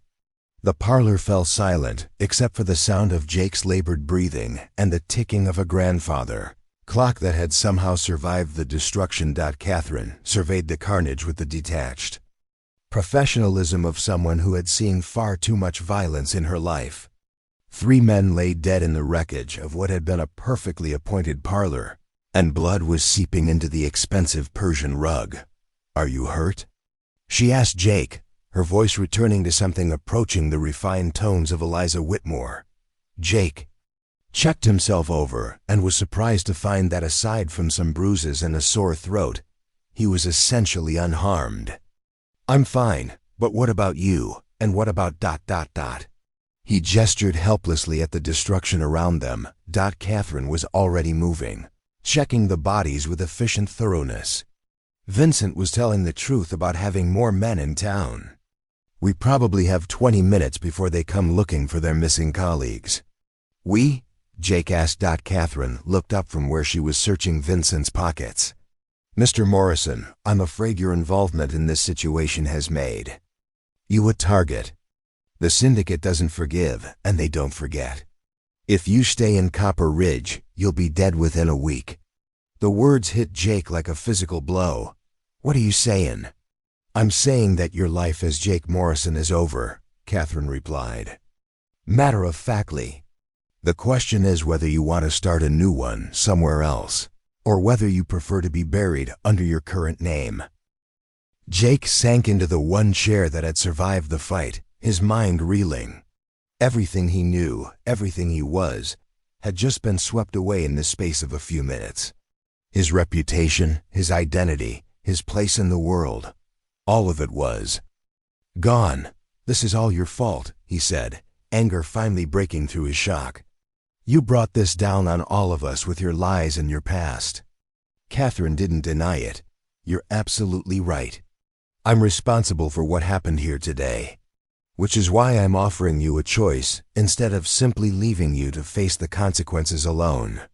She pulled a leather satchel from beneath the overturned bookshelf and began stuffing it with items from around the room: money from a hidden safe, documents from a concealed compartment, and several more knives that had been secreted in various locations. "What kind of choice?" Jake asked. Warily, "You can stay here and die, or you can come with me and live." Catherine's voice was businesslike, as if she were discussing the weather. "I'm leaving Copper Ridge in 15 minutes.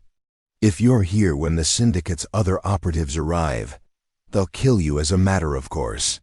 If you come with me, you'll at least have a fighting chance." Jake stared at her, trying to process the impossible situation he found himself in. "Where would we go?" "Mexico, to start. After that, we'll see. The syndicate's reach isn't infinite, and there are places in the world where even they fear to tread." She finished packing and shouldered the satchel. "But understand, Mr. Morrison, if you come with me, there's no going back. Jake Morrison dies today, just like Eliza Whitmore. We'll both need new names, new histories, new lives. And if I refuse," Catherine's expression was genuinely sympathetic, "then I'll remember you fondly as a brave man who tried to do the right thing in an impossible situation." Jake looked around the ruined parlor at the 3 dead men, at the blood and destruction that had shattered his understanding of the world. Everything he thought he knew had been revealed as an illusion. The proper banker's daughter was a legendary assassin. The peaceful town of Copper Ridge was harboring deadly secrets. And he, Jake Morrison, had somehow become a target in a war he didn't understand. But as he looked at Catherine Sterling, who had somehow managed to retain her dignity and composure even in the aftermath of killing 3 men, he realized that his choice had already been made. "How long do I have to pack?" he asked. Catherine's smile was the first genuine expression he'd seen from her since Vincent Cross had walked through the door. 5 minutes, she said. "And Mr. Morrison? Welcome to the rest of your life." Jake Morrison's boarding house room had never seemed smaller than it did in those frantic 5 minutes. He threw his few possessions into a worn leather saddlebag, with hands that shook slightly from adrenaline and the enormity of what he was doing. His spare shirt, his shaving kit, the pocket watch his father had given him, all the tangible pieces of a life he was about to abandon forever. The irony wasn't lost on him that less than 24 hours ago, his biggest concern had been wounded pride over being shown up by a banker's daughter. Now that same woman had just killed 3 professional assassins in her parlor, and he was preparing to flee across the desert with her to escape a criminal organization he'd never heard of until this morning. A soft knock at his door made him freeze. "It's time," Catherine's voice called softly. Jake grabbed his gun belt and strapped it on, then shouldered his saddlebag. When he opened the door, he was surprised to see that Catherine had undergone another transformation. Gone was the refined dress and elaborate hairstyle. Instead, she wore practical traveling clothes, dark pants, a plain shirt, and a leather vest that was cut to allow for easy movement. Her hair was pulled back in a simple braid, and she carried a rifle with the casual competence of someone who knew how to use it. "You clean up nice," Jake said, trying for levity despite the circumstances. "Flattery will get you nowhere, Mr. Morrison," Catherine replied, but there was a hint of amusement in her voice. "Are you ready?" Jake took one last look around the shabby room that had been his home for the past 2 years. It wasn't much, but it had been his. As ready as a man can be for throwing away his entire life. "Think of it as trading one life for a more interesting one," Catherine suggested as they made their way downstairs. "Most people never get the chance to completely reinvent themselves." They slipped out the back door of the boarding house and into the alley that ran behind the main street. The sun was higher now, and Copper Ridge was beginning to stir to life.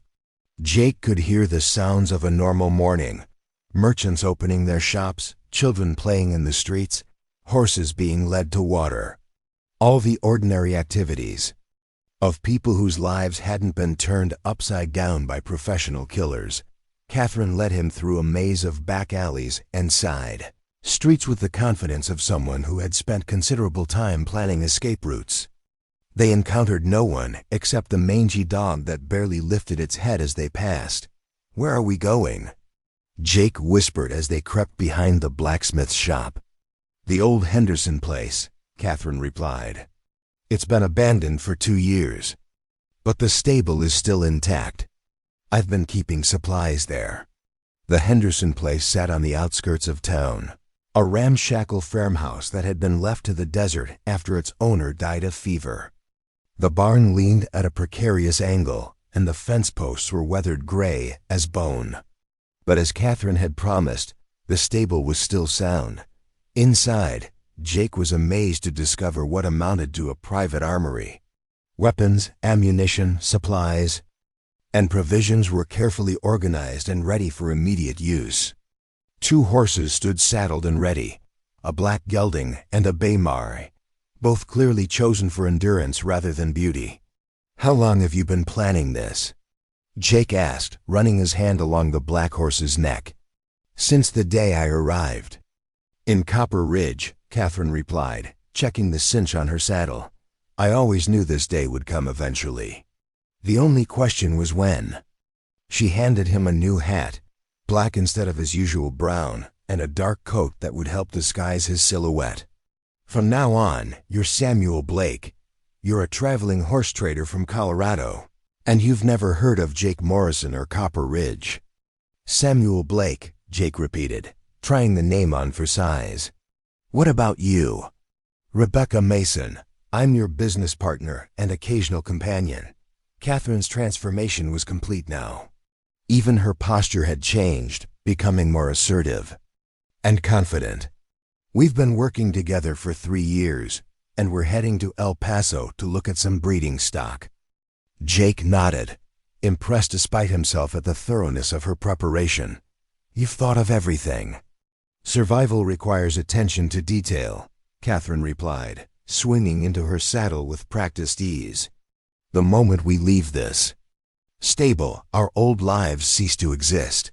Are you prepared for that?"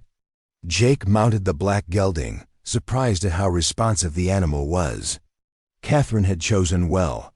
This was a horse bred for speed and endurance, not show. "I reckon I don't have much choice." "There's always a choice, Samuel," Catherine said, using his new name deliberately. "But once we're clear of town, there's no turning back." They rode out of the stable and into the desert morning, taking a circuitous route that would keep them away from the main roads.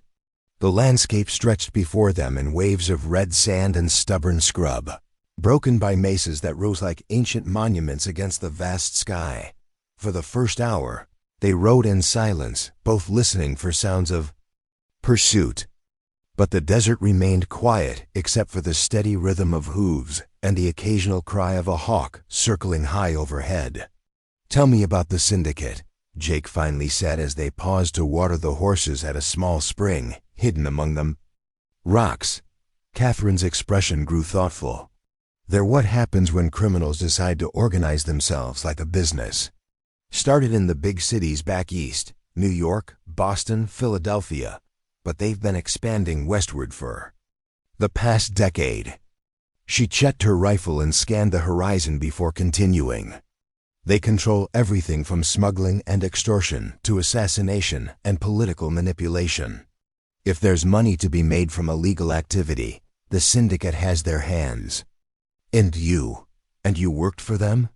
"For 5 years," Catherine admitted without shame. "I was very good at what I did, and they paid me very well for my services. But the work changes you. After a while, you start to forget that there's any other way to live." Jake studied her profile as she spoke. In the harsh desert light, he could see the small scars that marked her hands and arms, evidence of a violent past that her refined demeanor had hidden completely. "What made you want out?" Catherine was quiet for so long that Jake thought she wasn't going to answer. When she finally spoke, Her voice was softer than he'd heard it before. There was a job in San Francisco. A banker who'd been skimming money from syndicate operations. They wanted him eliminated, along with his wife and daughter. The daughter was 7 years old. She turned to look at Jake directly. I'd killed plenty of people by then, Samuel. Men, women, young and old. But they'd all been players in the game, one way or another. They knew the risks they were taking. But that little girl. You refused the job?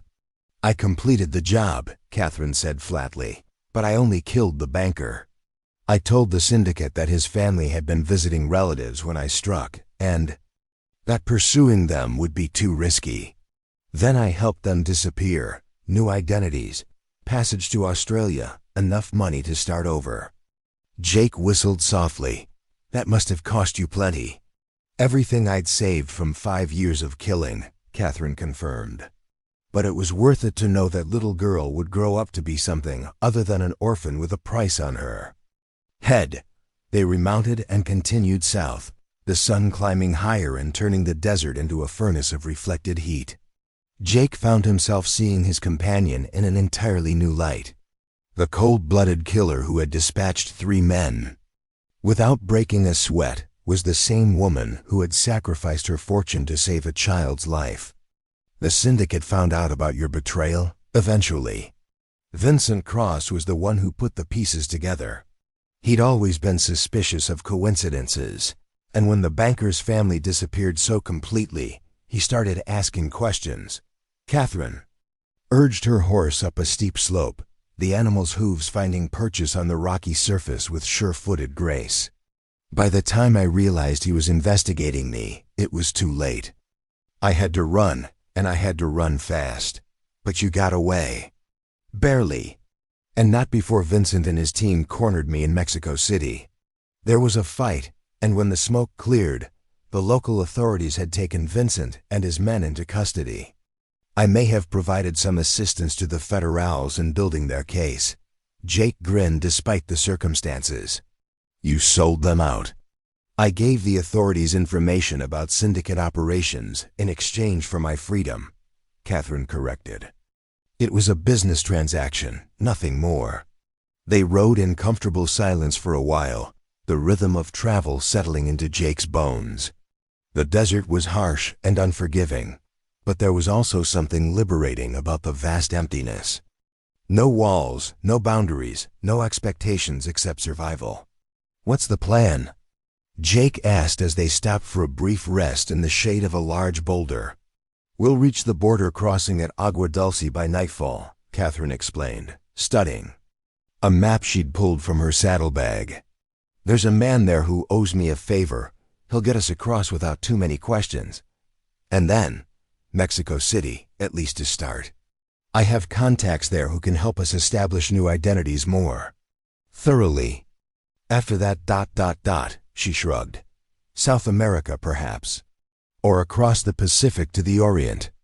The world is larger than the syndicate's reach, if you know where to look. Jake found himself oddly excited by the possibilities. For the first time in years, his future was completely unwritten. No expectations, no limitations except those imposed by their circumstances and their own resourcefulness. You ever regret it? He asked. Giving up the killing, I mean. You were obviously good at it. Catherine's smile was rueful. I was exceptional at it, but being good at something doesn't mean it's what you should be doing with your life. I was destroying myself one job at a time, turning into something that wasn't quite human anymore. She gestured toward the endless desert around them. These past 3 years in Copper Ridge were the first time I'd felt truly alive since I was a child. Having a community, friends, people who cared about my well-being without wanting anything in return. I'd forgotten what that felt like. And now you're giving it up again. No, Catherine said firmly. I'm taking it with me. The woman who served you coffee this morning, who worried about the church social and helped Mrs. Patterson with her garden. She's real, Samuel. She's not going anywhere. A distant sound made them both freeze, the drumming of hooves approaching. fast from the north. Catherine was on her feet in an instant, rifle in hand, scanning the horizon with professional intensity. "How many?" Jake asked, checking his own weapons. "4, maybe 5, Catherine replied, her voice tight with concentration. "Still a mile out, but closing fast. The syndicate? Has to be. Vincent wouldn't have come to Copper Ridge without backup." "Plans." Catherine was already moving toward the horses. "We need to move now." They mounted quickly and spurred their horses into a gallop, racing across the desert floor toward a line of low hills that promised cover and concealment. Behind them, the sound of pursuit grew steadily closer. "Can we outrun them?" Jake shouted over the thunder of hooves. "Not in a straight race," Catherine called back. "But I know this country better than they do. We just need to reach the Badlands before they get within rifle range." The next 20 minutes were a nightmare of desperate flight across increasingly treacherous terrain. The horses were magnificent, but even the best animals had their limits, and Jake could feel his mount beginning to labor as they climbed into the rocky hills. A rifle shot cracked across the desert, the bullet whining off. A boulder 20 feet to their left. Their pursuers had closed to within range, and now it was a race between speed and accuracy. "This way."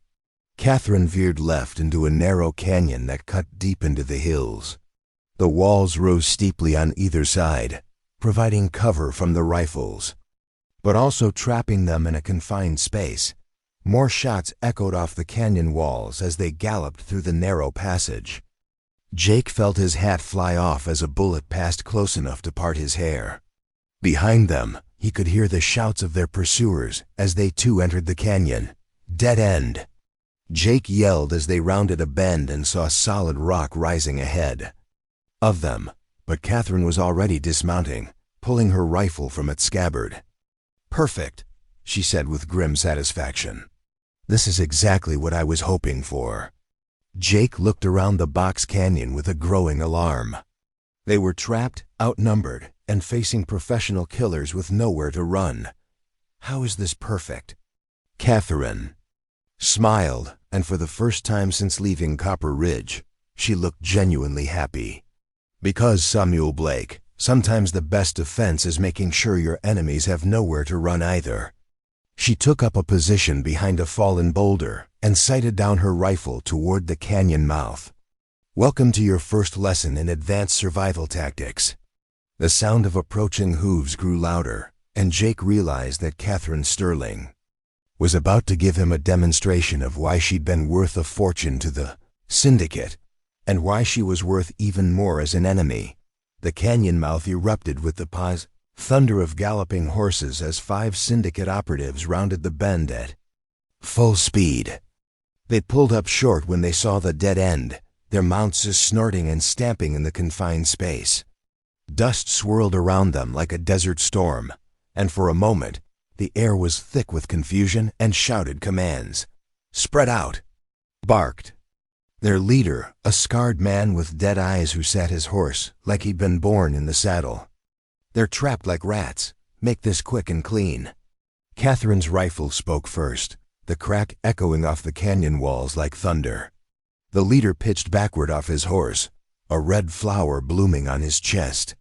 Before his body hit the ground, Catherine had worked the bolt and was sighting on her next target. Jake watched in fascination and horror as Catherine transformed into something that barely seemed human. Every movement was precise, economical, deadly. She fired with mechanical rhythm, each shot placed with surgical accuracy. No wasted motion, no hesitation, no mercy. The second man tried to wheel his horse around for cover, but Catherine's bullet caught him in the spine.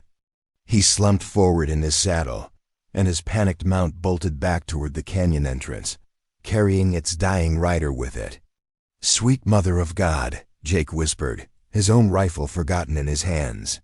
He'd seen skilled shooters before, but this was something else entirely.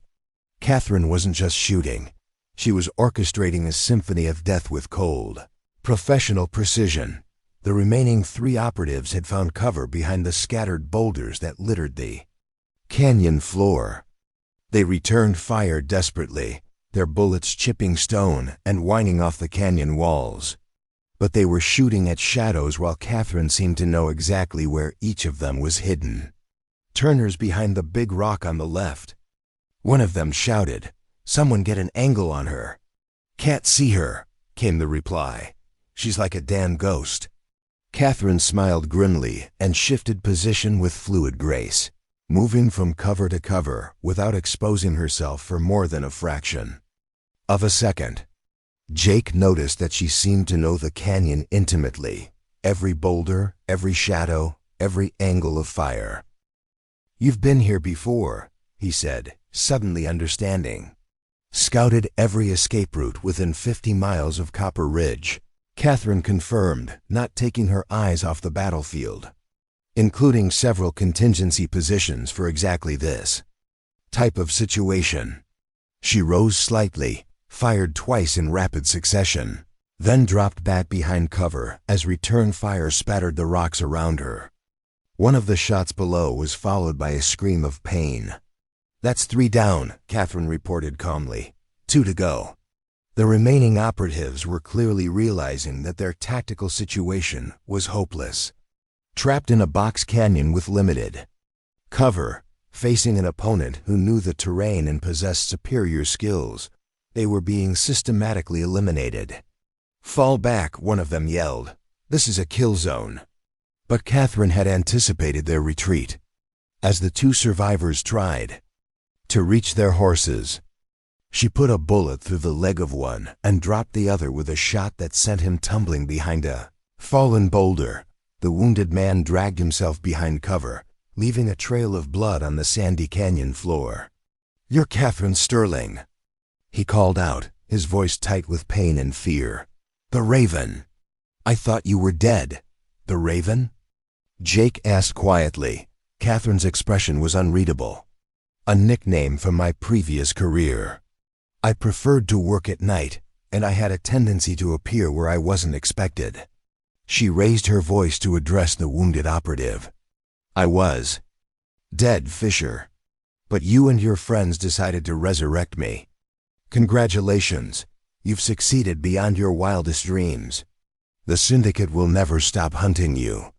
Fisher shouted back, "You know too much, and you've embarrassed them.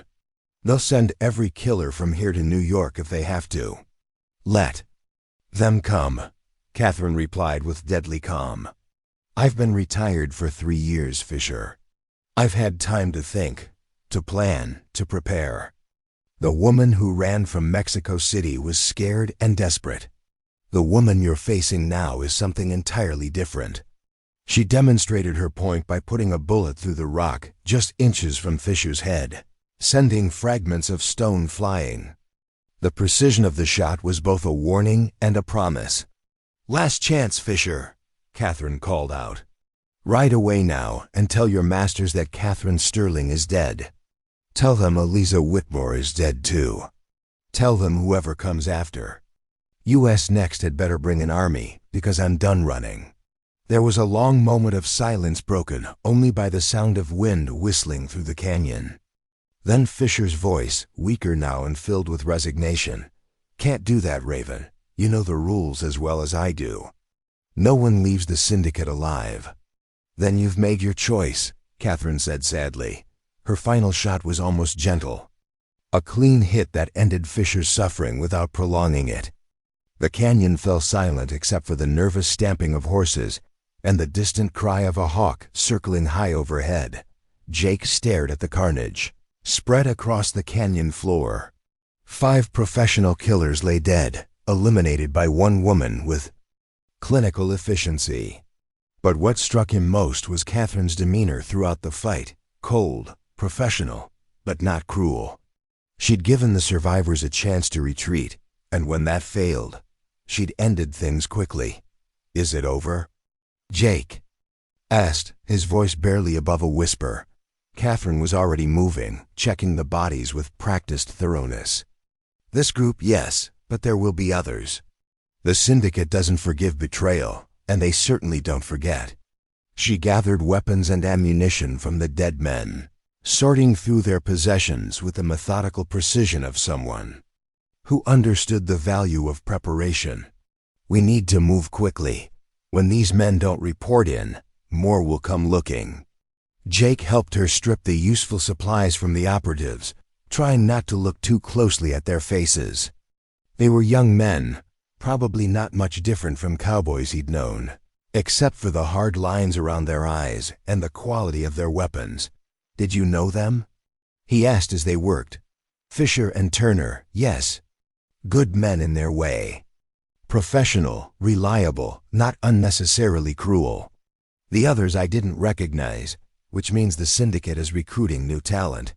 Catherine's voice carried a note of genuine regret. "They were just doing their jobs, Samuel. In another life, they might have been our allies. But they would have killed us without hesitation, of course. Just as I killed them."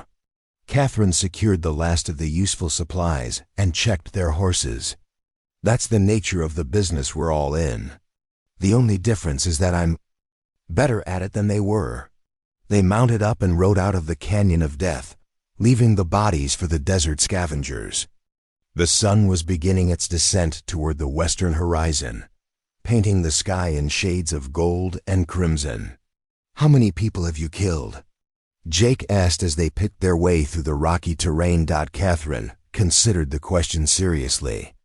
"Professionally, 43, not counting today. Personally?" She shrugged. "I stopped keeping track after the first dozen or so. Numbers become meaningless after a while." "Do you regret it?" "Some of them, yes. The ones who were just in the wrong place at the wrong time.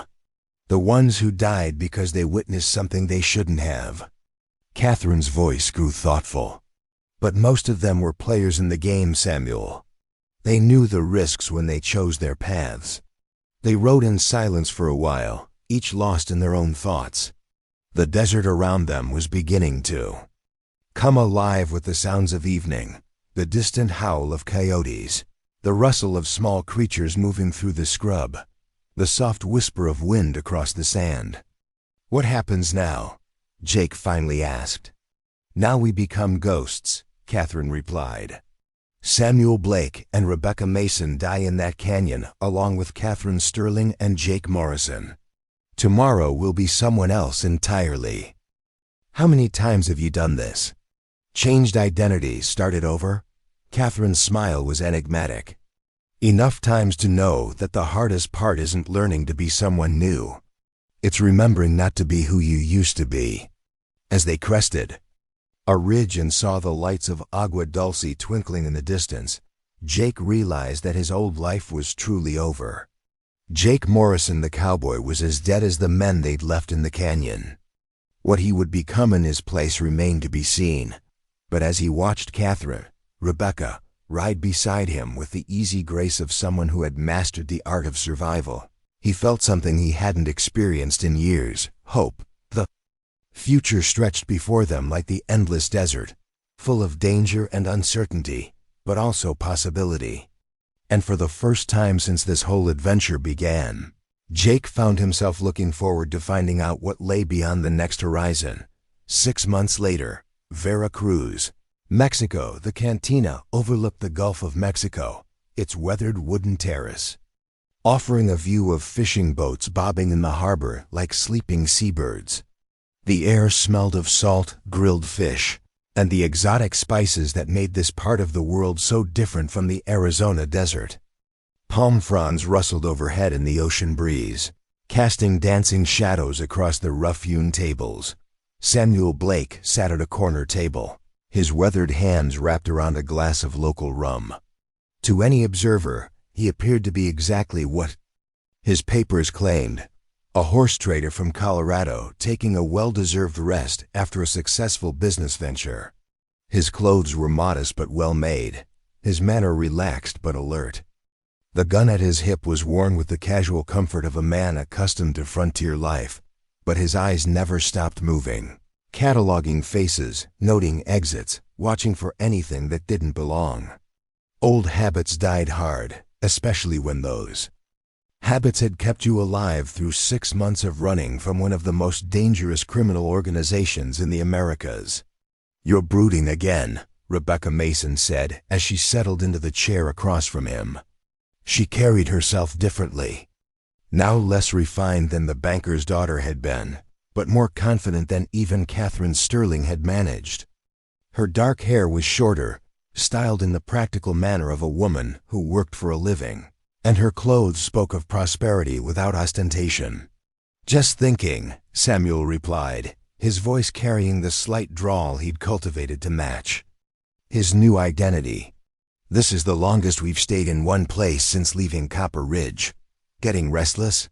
Rebecca signaled the bartender for her usual tequila with lime, no salt.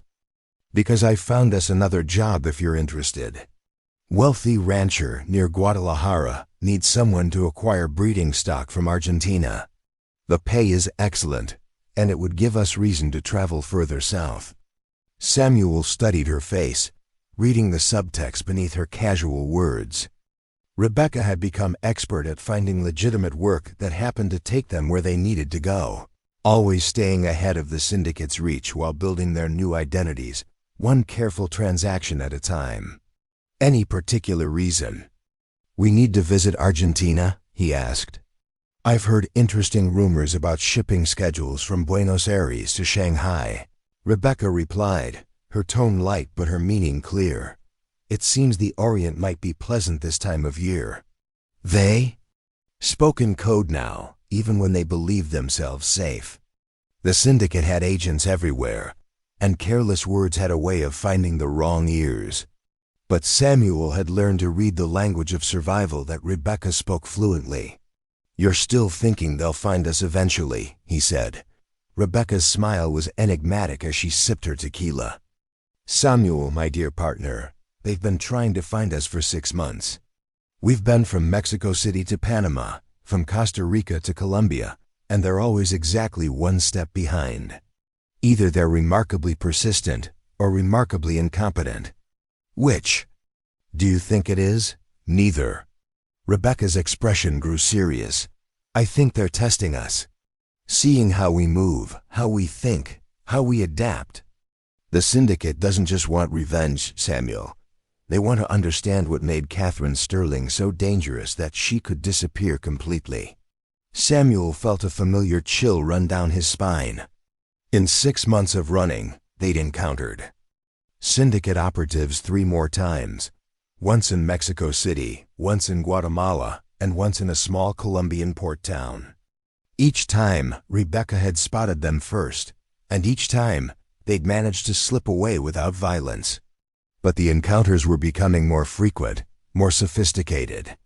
"They're learning," he said. "Exactly. Which means we need to change our approach." Rebecca finished her drink and stood up. "Come, there's something I want to show you." They walked along the harbor as the sun began to set, painting the sky in brilliant oranges and purples. Fishing boats were returning from their daily work, their holds full of the day's catch. The smell of cooking fish and wood smoke drifted from the restaurants that lined the waterfront. Rebecca led him to a small warehouse near the end of the pier. The building looked abandoned, its windows boarded up and its walls stained with salt and age. But when she produced a key and opened a side door, Samuel discovered that appearances were once again deceiving. The interior had been converted into a comfortable living space, not luxurious, but well-appointed and clearly designed for extended occupancy. Maps covered one wall, marked with routes and locations that Samuel recognized as their travels over the past 6 months. Weapons were secured in a gun cabinet, and supplies were neatly organized on shelves along the far wall. "When did you arrange all this?" Samuel asked, impressed despite himself. 3 months ago, when we first arrived in Veracruz." Rebecca moved to the map wall, her finger tracing a complex pattern of routes and connections. "I've been preparing for the possibility that running might not be a permanent solution." Samuel studied the maps more closely and began to understand what she was suggesting. "You want to stop running?" "I want to end this, Samuel, once and for all." Rebecca turned to face him, and he saw something in her eyes that reminded him of the deadly efficiency she displayed in the canyon 6 months ago. The syndicate will never stop hunting us. They can't afford to let Catherine Sterling's betrayal go unpunished, because it would encourage others to defect. So what are you proposing? Rebecca smiled, and for a moment, Samuel saw a glimpse of the predator that had made Catherine Sterling legendary. I'm proposing that we give them exactly what they want. Catherine Sterling delivered on a silver platter. That sounds remarkably like suicide, does it? Or does it sound like the most dangerous woman in the Americas finally deciding to stop playing defense? Rebecca moved to a large trunk in the corner and opened it to reveal an arsenal that would have impressed a small army. I've spent 6 months learning everything I can about current syndicate operations. Their leadership, their resources, their weaknesses.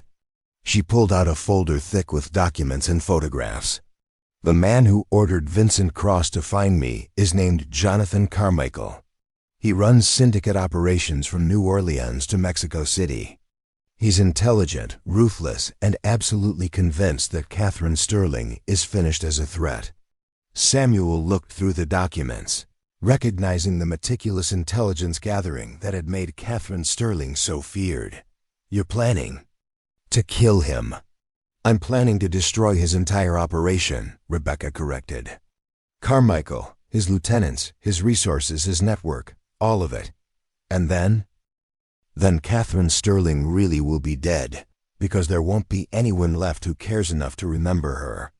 Rebecca's voice carried absolute conviction.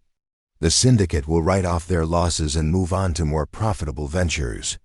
Samuel set down the documents and looked at his partner, really looked at her for the first time in months. The refined banker's daughter was completely gone now, replaced by something harder and infinitely more dangerous. But underneath the professional competence, he could still see traces of the woman who had served him coffee in delicate china cups. What about us? He asked quietly. Samuel Blake and Rebecca Mason, what happens to them? Rebecca's expression softened slightly. That depends on what Samuel Blake wants. He could disappear too, if he chose. The horse trading business has been very profitable, and there are many places in the world where a man with his skills could build a comfortable life. Without Rebecca Mason? This is my fight, Samuel. It was never yours. You've already sacrificed more than enough for a problem that isn't of your making.